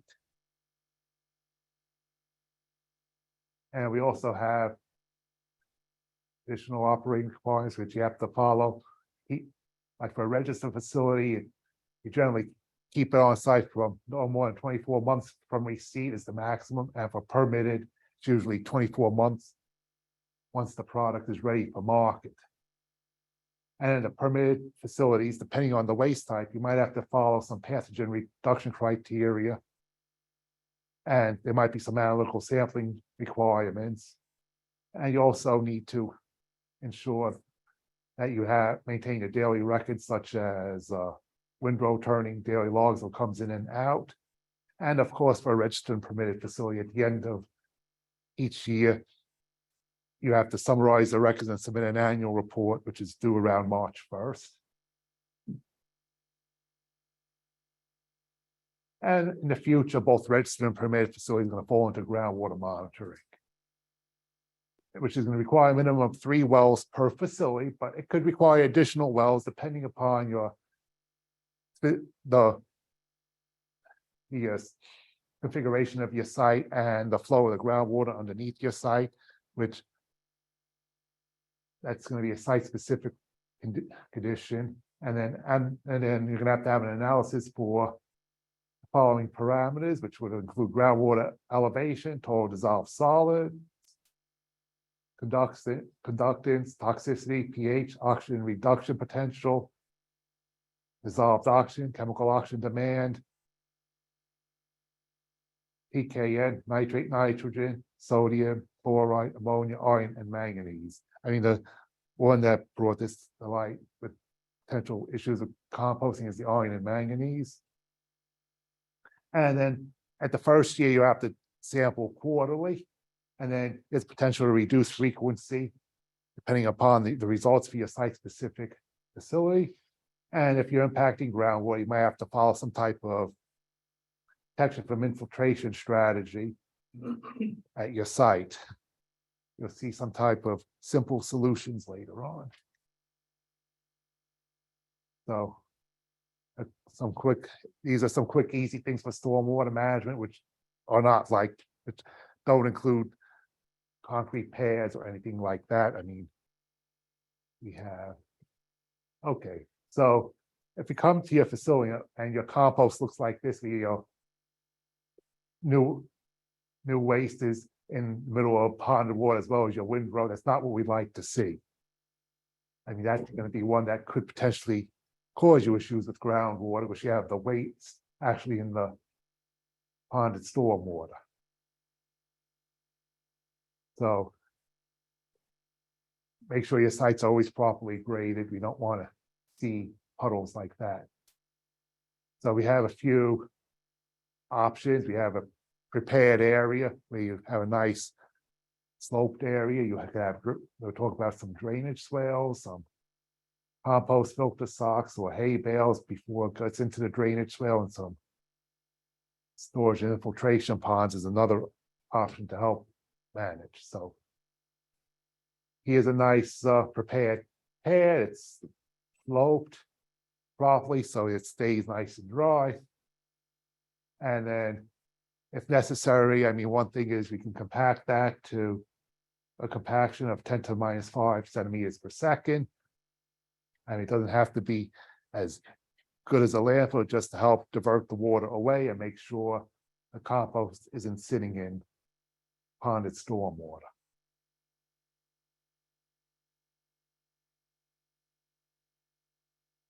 We have, okay, so then we could have drainage swales. I mean, it doesn't have to be a concrete drainage channel. It could be something like a vegetated swale or a ditch lined with vegetation.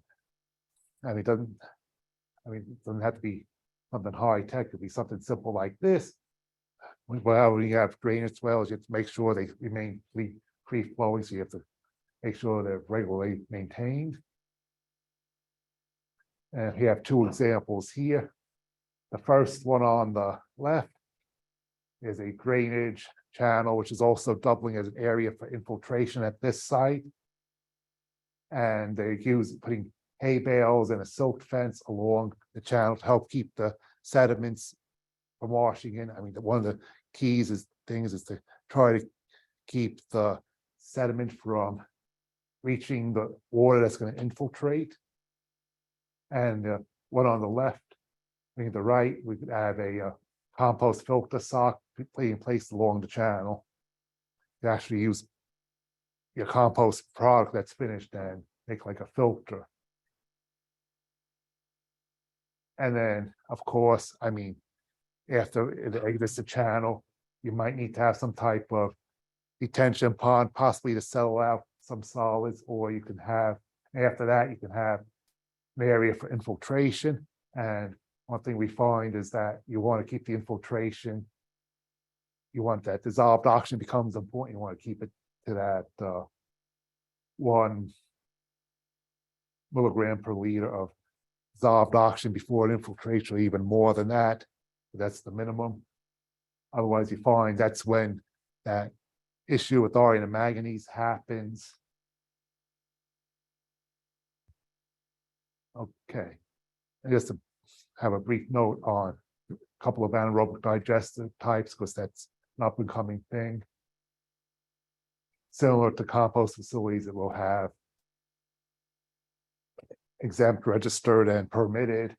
Yeah, the first one is exemption, of course, is controlled by the site of the waste generator, the same exclusions, animal carcasses and parts from the slaughterhouse, as well as the municipal solid waste, sewage, sludge, and the other sanitary waste. We're going to have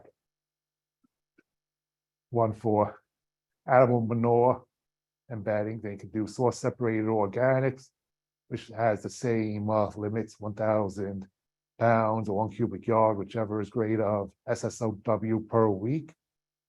based on a monthly average, of no more than 2,000 pounds in any week. Then we have the fourth type is one located at capital or farm approved CNMP. This is for waste accepted is to be limited to manure, food processing waste, fats, oils, grease, and other organic waste without sanitary content.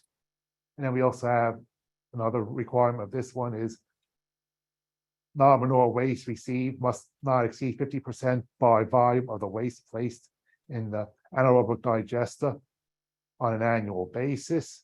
And then the third requirement to qualify for this exemption is anaerobic digest facilities that are not owned by the farm must be covered by the farm's CAFO approvals. Now, if you have to comply with those items to qualify for that exemption. And then if you can't meet the exemption requirements, you have the option of getting a registration if you can fit into this, which is for up to less than 50 tons of waste per day or located on a CAFO or farm and approved CNP. And we have these two requirements. So waste must not contain any sanitary content, just like the exemption. And then the incoming waste must be stored in a vessel or other enclosed device. And the odors have to also be controlled. And then again, we have to manage the digest state. So there's several ways we can manage it. And this applies to both the exempt and the registered facilities, which gives you kind of an idea of why they have a compost registration for the for that digest state. First, you could land apply the digest state, provide the nutrient loading is addressed in a CNMP. Otherwise, you'll need to get a registration. You could use the dewatering solids for animal bedding, which can be used right away. There's no requirement for that afterwards. You could use the blended dewatered solids as topsoil. No more than 50% of digestate in the mix, provided the material does not cause odors when stored or used. I mean, and then we have another use is that a composting facility for the dewatered solids located on farm is exempt. Otherwise, you need to fit into the registration. Then you have the storage of liquid digestate other than at a capital farm that otherwise has an approved CNP must be in compliance with the NRCS code. And if you can't fit into the exemption or the registration, you could get a permit. That we have for organics, but usually when we have outreach for with the farmers we just want to make sure that people know what they're getting when they get RCA. So say a few words about that. So we have this acronym RUCOBS, which is recognizable uncontaminated concrete, asphalt, rock, brick, and soil. And of course, RCA is usually stands for recycled concrete aggregate, which is the finished product of processing the RUCOBS. And this falls into a few categories. You have a DOT spec, or what's also known as R1, which is just concrete, nothing else in it. Then you could have a contractor blend or an R2, which contain RUCOB material, no soil. I mean, and this is usually available at little or no cost, the stuff you'll get for free. So there's some main issue is that if you have an RCA that contains an asphalt component, you have to make sure it's placed under pavement. I mean, you could have so if you're getting RCA for construct farm roads, it should contain just concrete and brick, no soil, no asphalt, no other materials. Of course, if you have concrete and brick dust, that's going to be fine. And then also too, yes, we went through that. And you have historic fill. You have two issues, historic fill and C&D debris, which are two common materials that get mixed into the into RCA at certain facilities.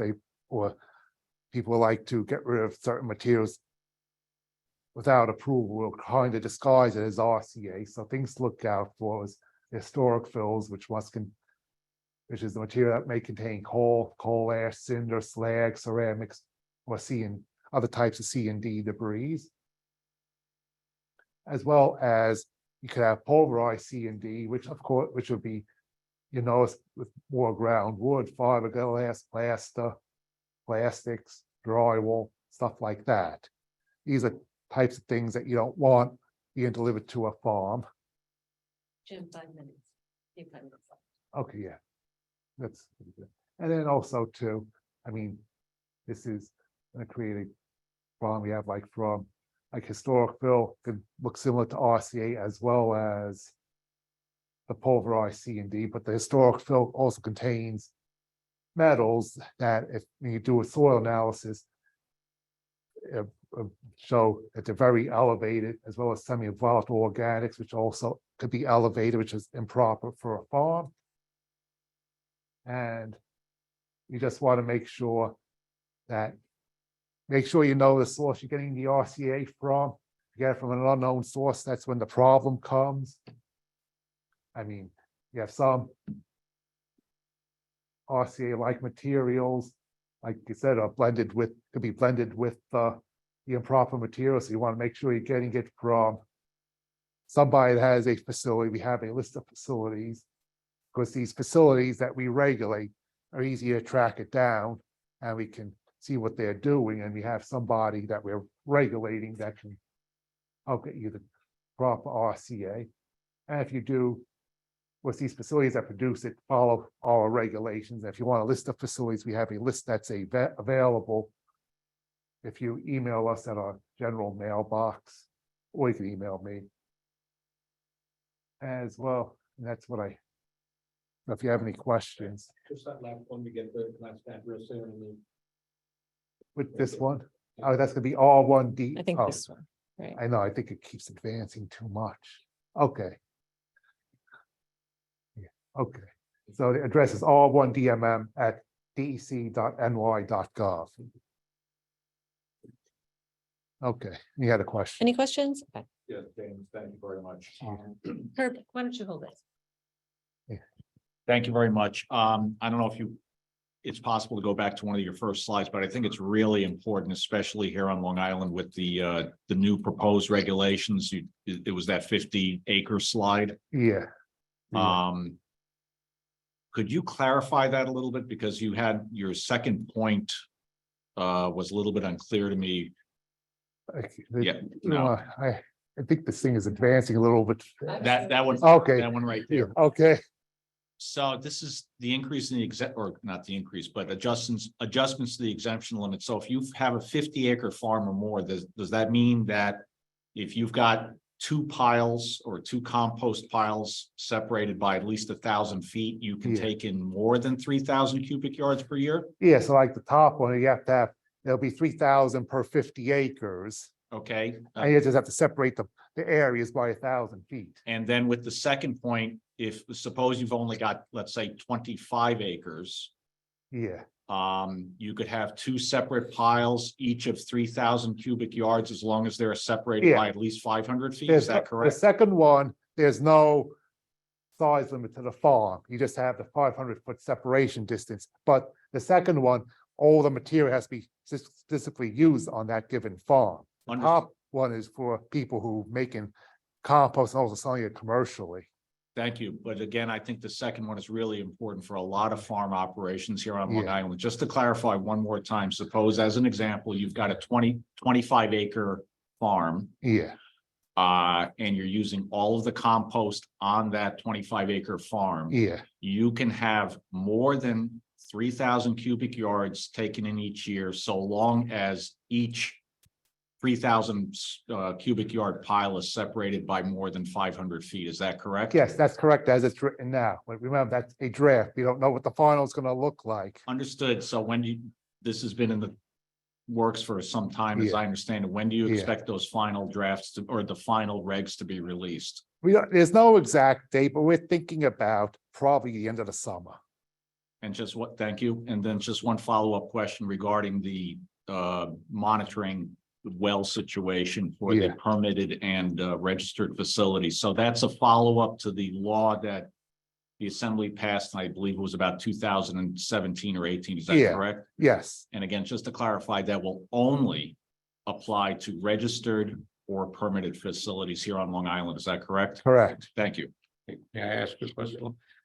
So thank you very much. You use the word yard trimmings. Yeah.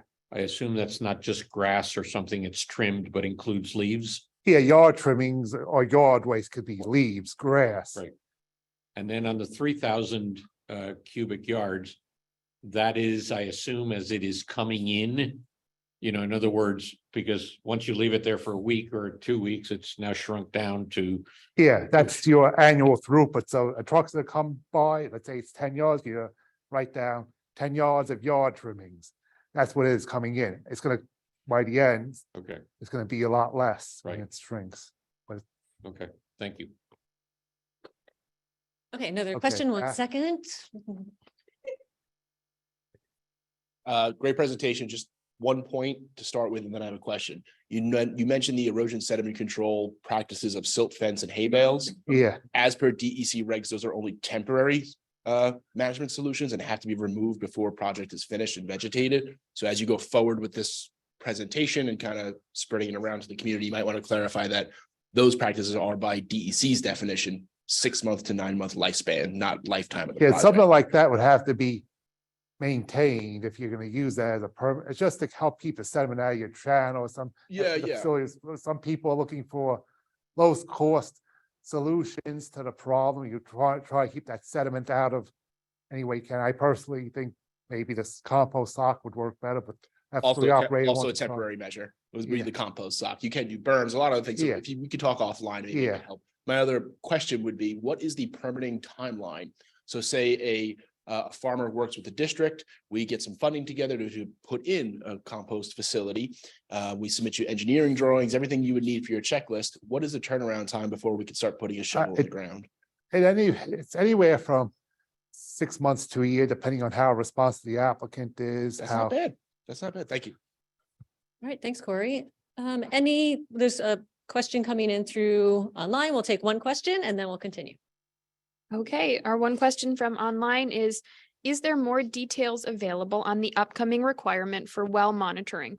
What can be done now to make an upcoming composting system ready for the new requirement?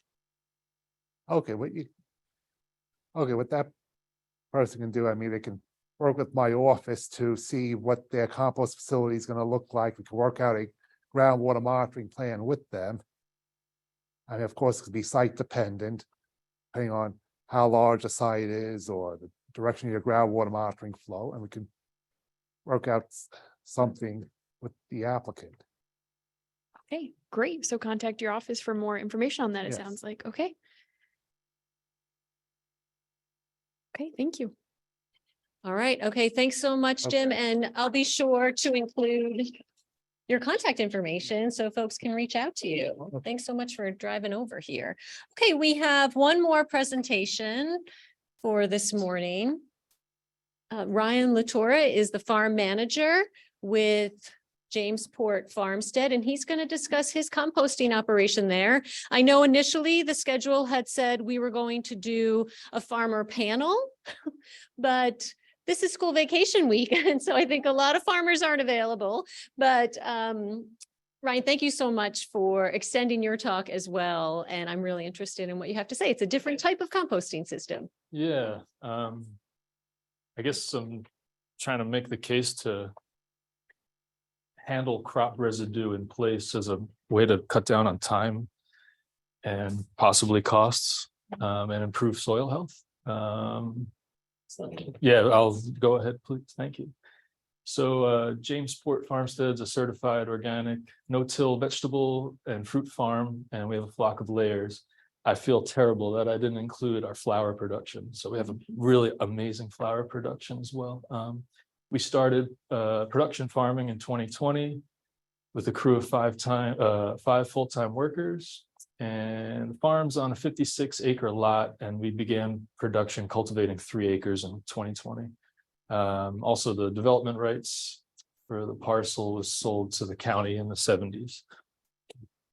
Thank you. Our mission for the Carl Sagan and Andrewian super fans out there, the first line is lifted from the original Cosmos series. I'm a big fan. Anyway, there are no useless threads in the fabric of the ecosystem, and if we cut any one of them, it will unravel many others. We make a great effort to develop a mutually beneficial relationship with the land and ecosystem that will provide nutrition and sustenance for many years to come. We steward the land using no-till farming practices and beyond the organic certifying principles. Thanks.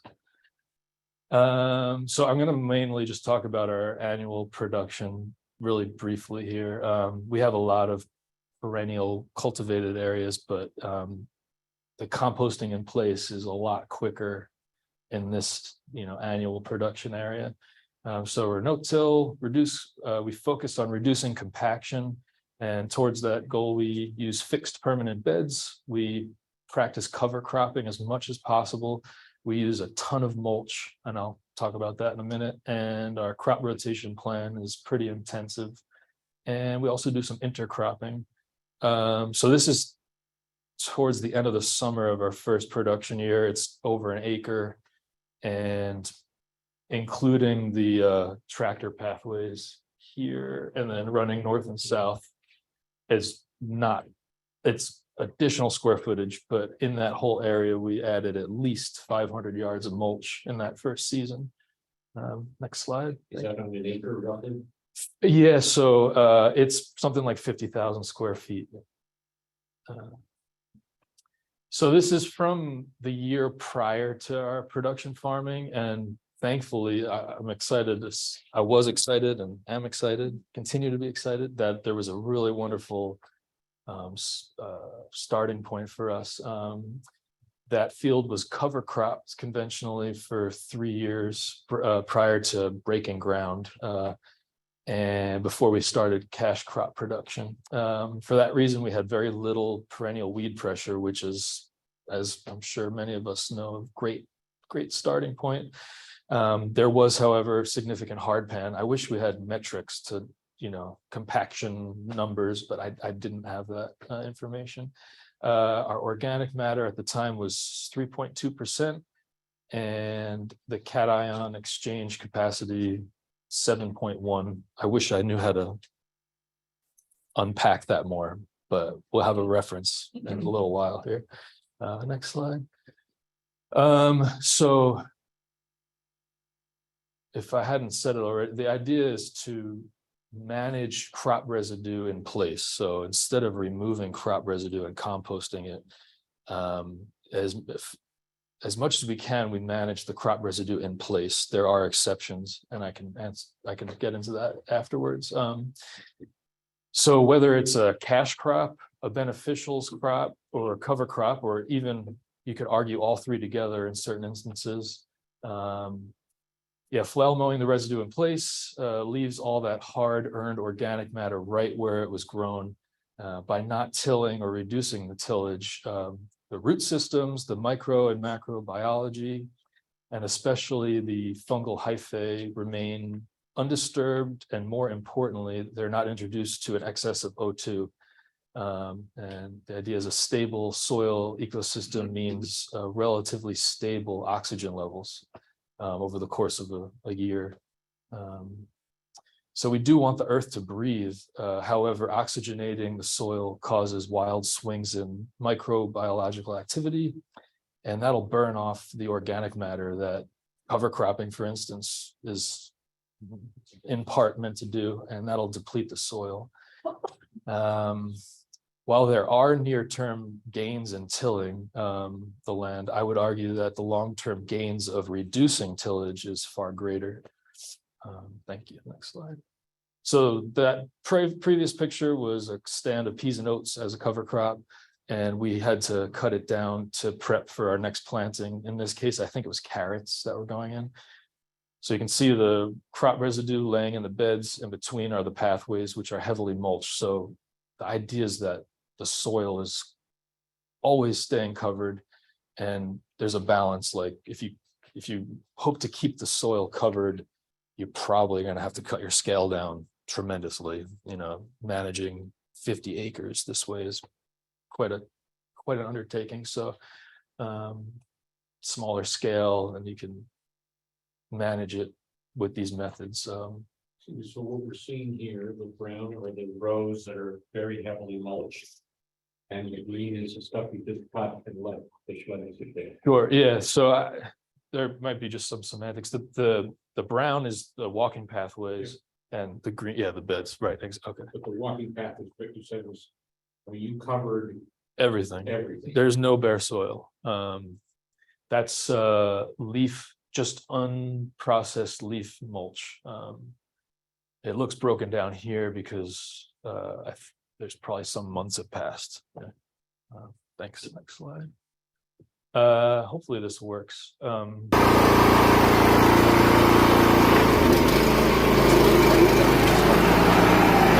that's the left there.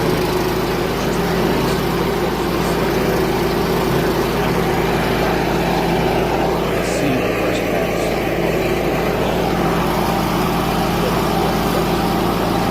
There.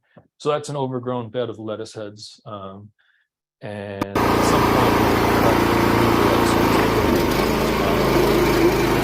this well is the way to just turn it into steady, like boosted the surface area.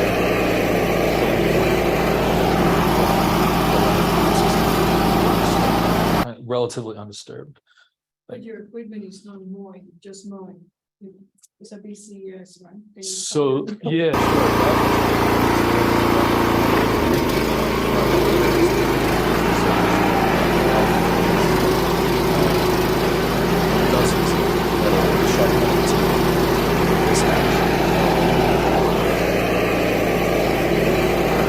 that's the idea.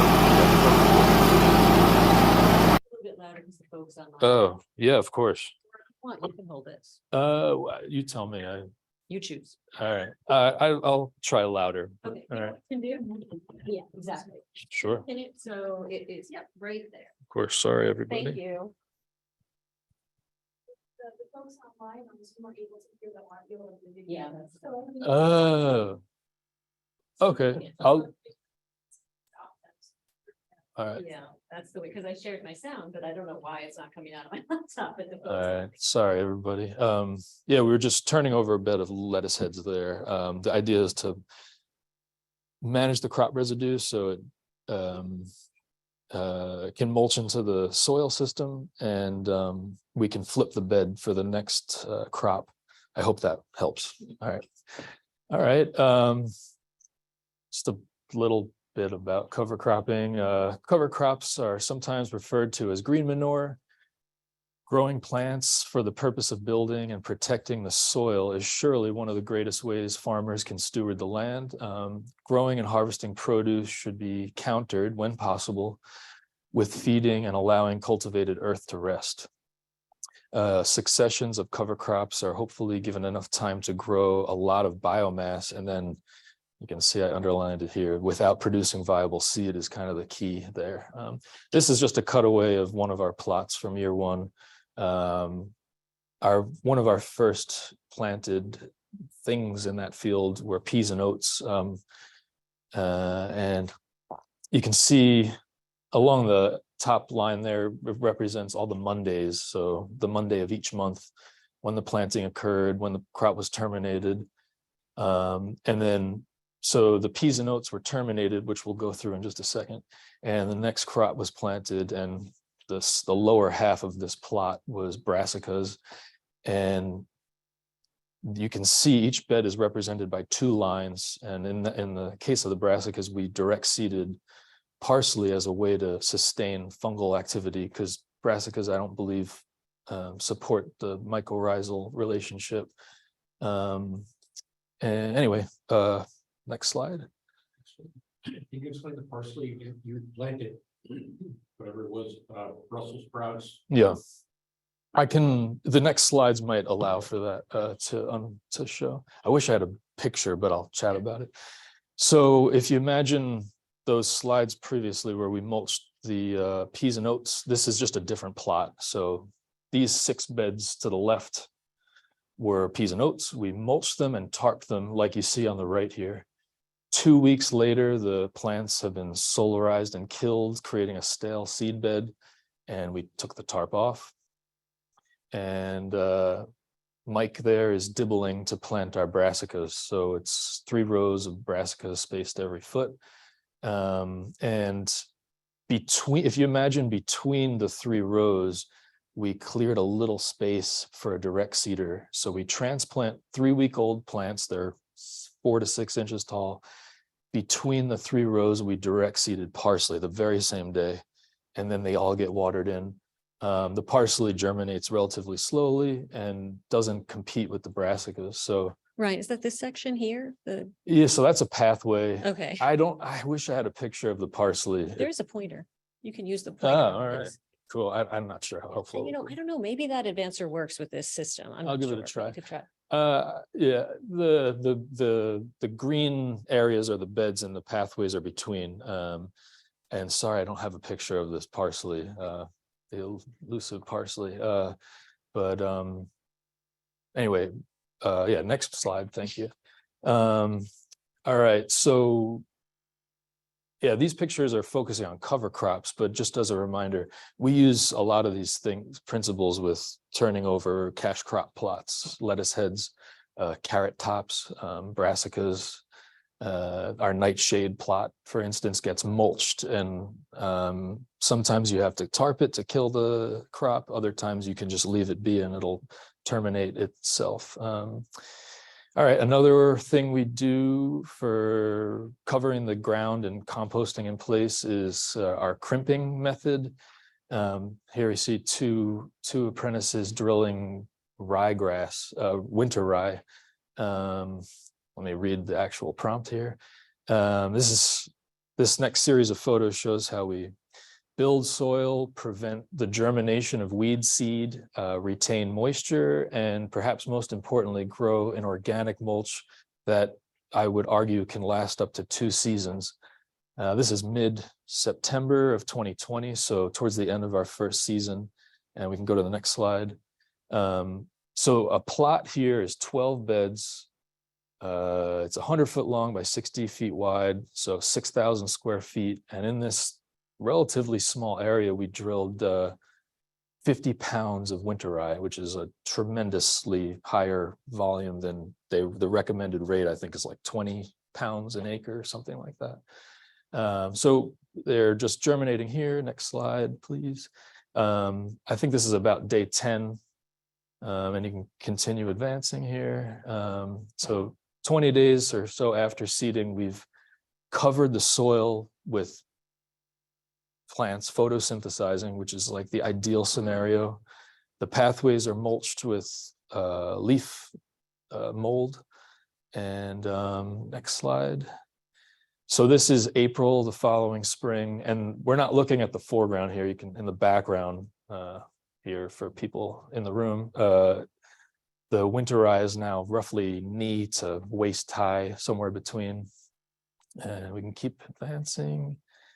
And so a short time later, in month 8, so for 8 months, this crop was photosynthesizing, pumping sugars into the ground for the microbiological life. And you can see in some places, maybe not in this picture, the rye is like 7 feet tall. It's a tremendous amount of biomass.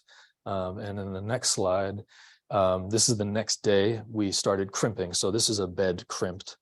And before we get to the video on the next slide, I'll just explain, it's just a little visual of how we do the crimping. Maybe not the best video work, but you'll get the idea. So we can show that.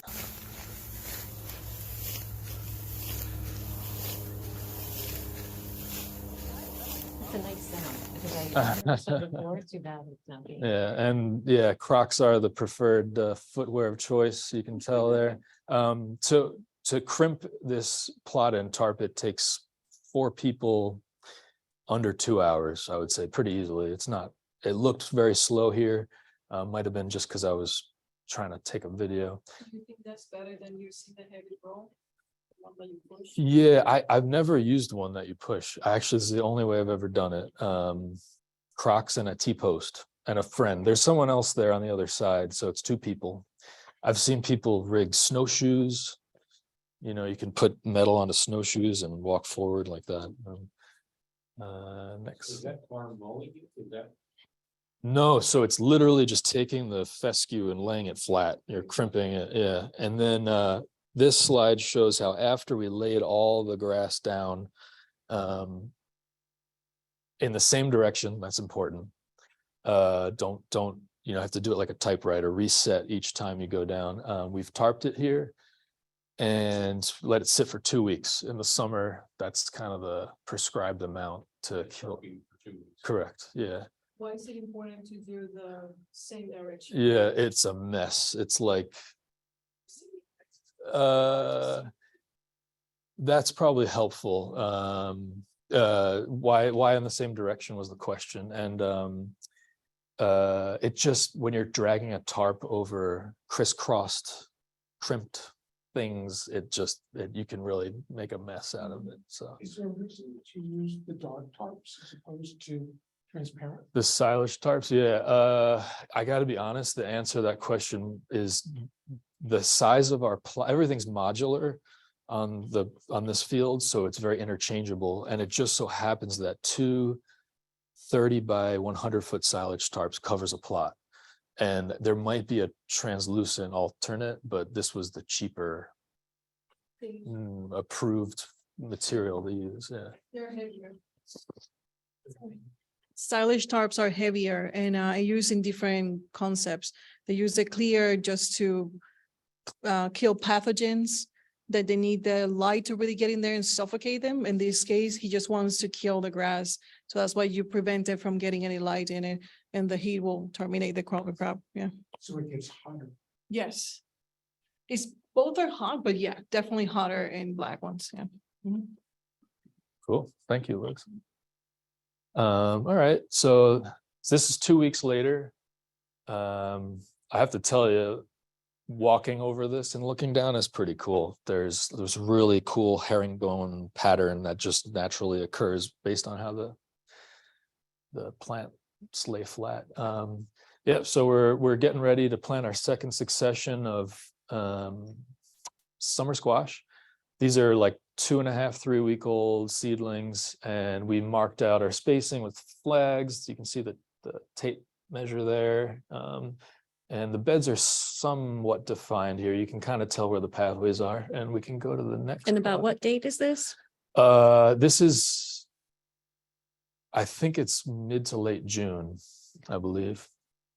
Oh, wow. Yeah, I think, end of June. So yeah, here's a reference for time, first week of August or so. And I think we're starting to get fruit here from our summer squash, and you can see there's no weeds. We had to irrigate very little. And there's always downsides to everything, obviously. I'm happy to talk about that later for sure. But we spent very little time weeding that plot, maybe not at all, actually. So referencing the date here, this is now the following April. So this past April, and we're prepping for our spring direct seeded lettuces, and we can play this video. In the meantime, the squash plants, you've allowed just die down. Right. Yeah, we remove those by hand. Oh, you- So contrary to what I've been talking about is mulching in place. It's just easier to walk down a bed and grab the squash residue and just put it in a wheelbarrow and take it away. Right, the pro. Winter rye or something. That sat fallow. Okay, so the question was about handling the summer squash. So contrary to the main point of this talk is we didn't mow that in place because it would have made a mess in our mower with all the rye residue. So the best way to handle it was to remove the dead squash residue by hand. But that left the beds completely covered with the straw from the rye. So we left that plot in fallow over winter. It was perfectly covered and protected. And now in the spring here, we're where the base of the rye met the ground has been composted because it made contact with the soil, and now we can rake it easily off the bed top into the pathways. And that's what that video was. Is that kind of In the pathways. correct? Yeah, exactly. Yeah. And for this past season, through this past growing season, it was like all the mulch we needed in the pathways. It was almost too much at times, honestly. What about slugs? Say again. Slugs. Slugs, so there were pest problems for sure. Didn't experience many slugs, knock on wood. That is like the most incredible habitat for little critters though. So yeah, there's downsides. And there are some nitrogen downsides to losing nitrogen if you're only growing like carbon heavy fescues and stuff like that. All right, so when bringing it home here, this is our soil test from last year. By eliminating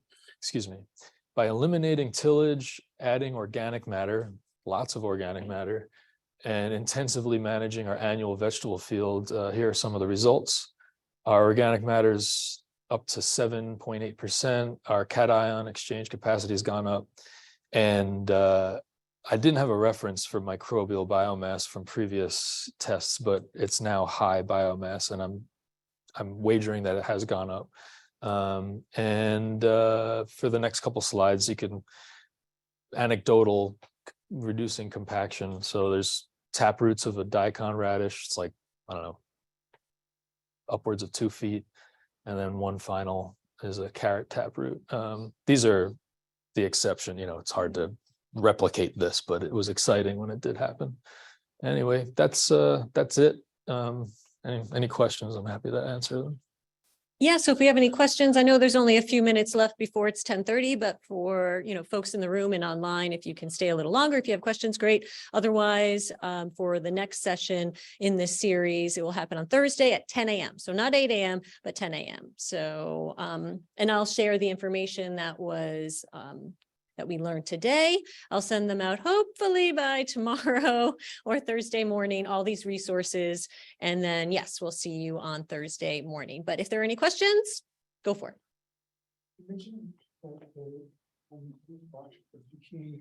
You removed the crops. Are there others that you removed? Yes. Versus tilling them in, not tilling them in, Sure. mowing it down? Yeah, it's actually just a matter of being able to mow them, which means we'll remove them by hand. And the best examples are garlic fronds. I mean, those come out of the field with harvest, but we have a compost pile separate to manage that crop residue. And then the other big one is the way we trellis our tomatoes around like an untreated sisal twine. And if we were to mow that, it would just, as you probably can tell, be a nightmare, tangling up the mower and all that. Yeah. But all of our brassicas, nightshades, Apiaceae, they all get mowed right into the ground. Lettuce heads. And you leave the mass that is left after the mowing right up in the bed. Right. Now, the little asterisk there is that you have to mow it enough that you're not dealing with pathogens. You need to manage it. It's not just like terminating the crop. and walking away. It has to be chipped so finely that the like mass to surface area is like such that it'll take minimal time for it to dry, like desiccate on the surface, or be digested, or a combination of the two. Yeah, if you had like a big spongy layer of lettuce head debris, that sounds like a yucky situation to be working through and growing your next crops in. Okay. Yeah, All right, thank you. sure. Emily, any questions online? Okay, first we have some people thanking you for sharing your experience with all that. So thank you on behalf course. of all the All Zoom right. and in-person folks. Some questions we have. The first one is cover crop and cash crop. I understand, but what are beneficial crops? Sure. Yeah, I wanted to be mindful of time here, but I had a few photos of like our interplanting and beneficials. The one that comes to mind is we, in all beds of our allium, because it's a nice place to put them, and then especially where we grow our nightshade, our tomato in particular plants, we grow annual sweet alyssum, and that's a beneficial plant. It blooms all through the summer. It's pretty to look at. It's easy to terminate, but it brings in what we hope to bring in our braconid wasps, indigenous wasps, to fight off tomato hornworm pressure. And I can tell you if it does work. The extent to which it works is unclear, but I've seen it working. So even a little bit is super helpful. Very cool. Thank you. A couple more questions. Someone asked, can you talk about no-till planting carrots? Carrots? Yes, carrots. Sure. Yeah. So carrots are one of the plants that we direct seed. Others would be our salad greens, and daikon radishes, for instance. But yeah, we hopefully have a stale seed bed that's composted or mulched, and we direct seed right in. We use an earthway, and we do not thin. I don't thin any crops at all. Must be really good at seeding. You know what? I think the earthway does a really good job, and we space them enough, I suppose. But I think that sort of can show how like reducing compaction really helps. They just push themselves out of the way of each other, and there's plenty of room for them to grow. And our fall carrot harvest this year, we did, I don't know, 8 beds, 4 rows in a bed, and it was like a dream. You can just grab the tops and pull. You don't need a digging fork or anything. You just pull them out of the ground. Yeah, I only use drip irrigation inside greenhouses for tomatoes and other things. I favor overhead irrigation. I know. Yeah. Just explain some people have issues with that. Totally. Yeah. So it does use a lot more water, but I irrigate overhead at night. There's less wind and the sun isn't evaporating the water so quickly.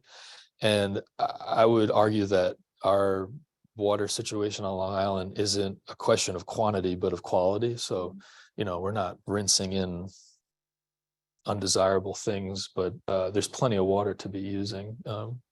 Is that kind of what? Yeah, all right, cool. So yeah, the germination is just overhead irrigation. And yeah, I probably give them like 2 overnight waterings. But the thing is, the soil is covered, so the mulch keeps the soil moist. So once that taproot makes contact with the soil, I can feel pretty comfy about not worrying about them drying out or dying. And of course, to size them up, a couple times throughout their life, they'll get a good 12-hour watering.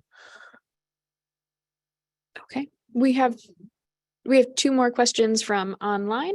The first is, would using a rubber track tractor towing a roller be acceptable for crimping?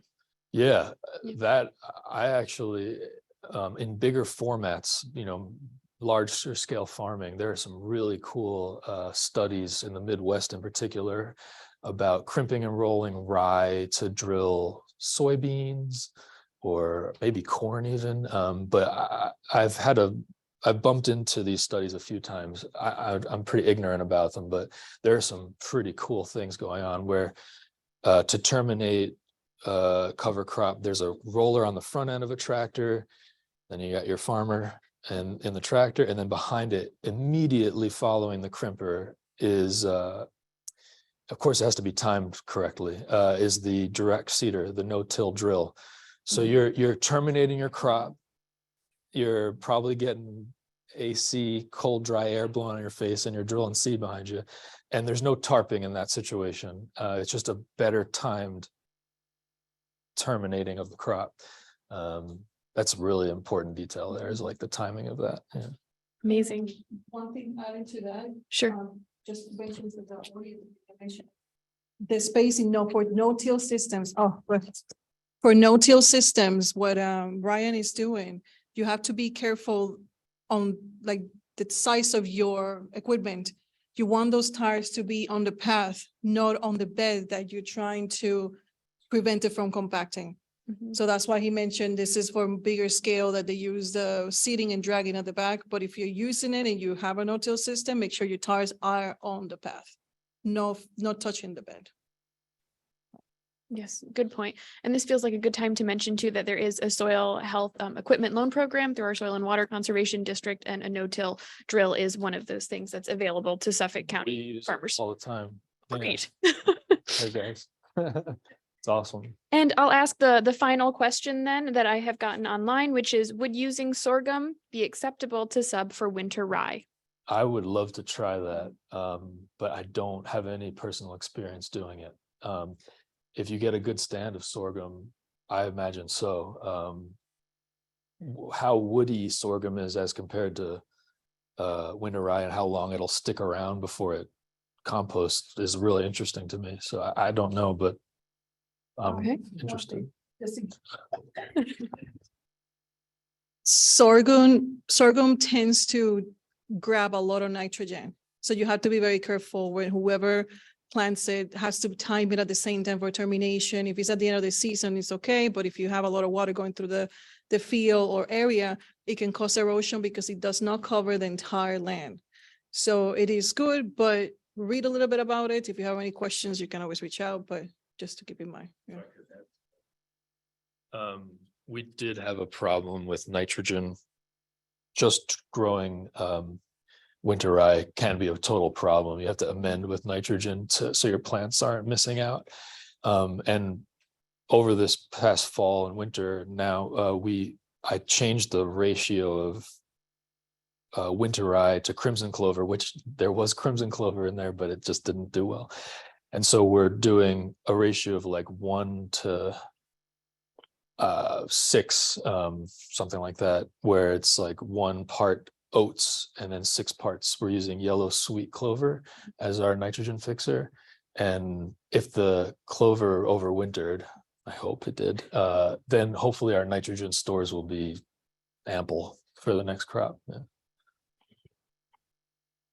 All right. Okay. I think we'll end. Wait. Oh, yeah. One more question. Okay, sure. You kind of touched on it with the last answer you gave, but I was going to ask, how do you supplement what's missing in the soil for the particular plant you're going to grow the next season? Yeah. And you're doing it simply by cover crops? No, no, there's more to it. And I wanted to get into that. But the short answer is we use, wind fertilizer, so water insoluble nitrogen, slow release organic nitrogen, and we amend those beds. We do, yes. And you over the top. Right, it's like a lasagna. There's no incorporation. Yeah. Interesting. Yeah. And to add to that, just from my own experience, I use, I know Ryan well, that's why I'm adding to it. I love his farm. In my experience, what I use in my own house is pelletized manure, chicken manure. It is, I think it's an ombre classification, so it's organic. It works really well. Also, alfalfa meal is cheap. You can get it. I buy mine from PA because I buy in big quantities, but it works really well. So if you need any other amendments besides cover crop, those are really good again. Yeah, those are some of the components of what we use too. Yeah, yeah, absolutely.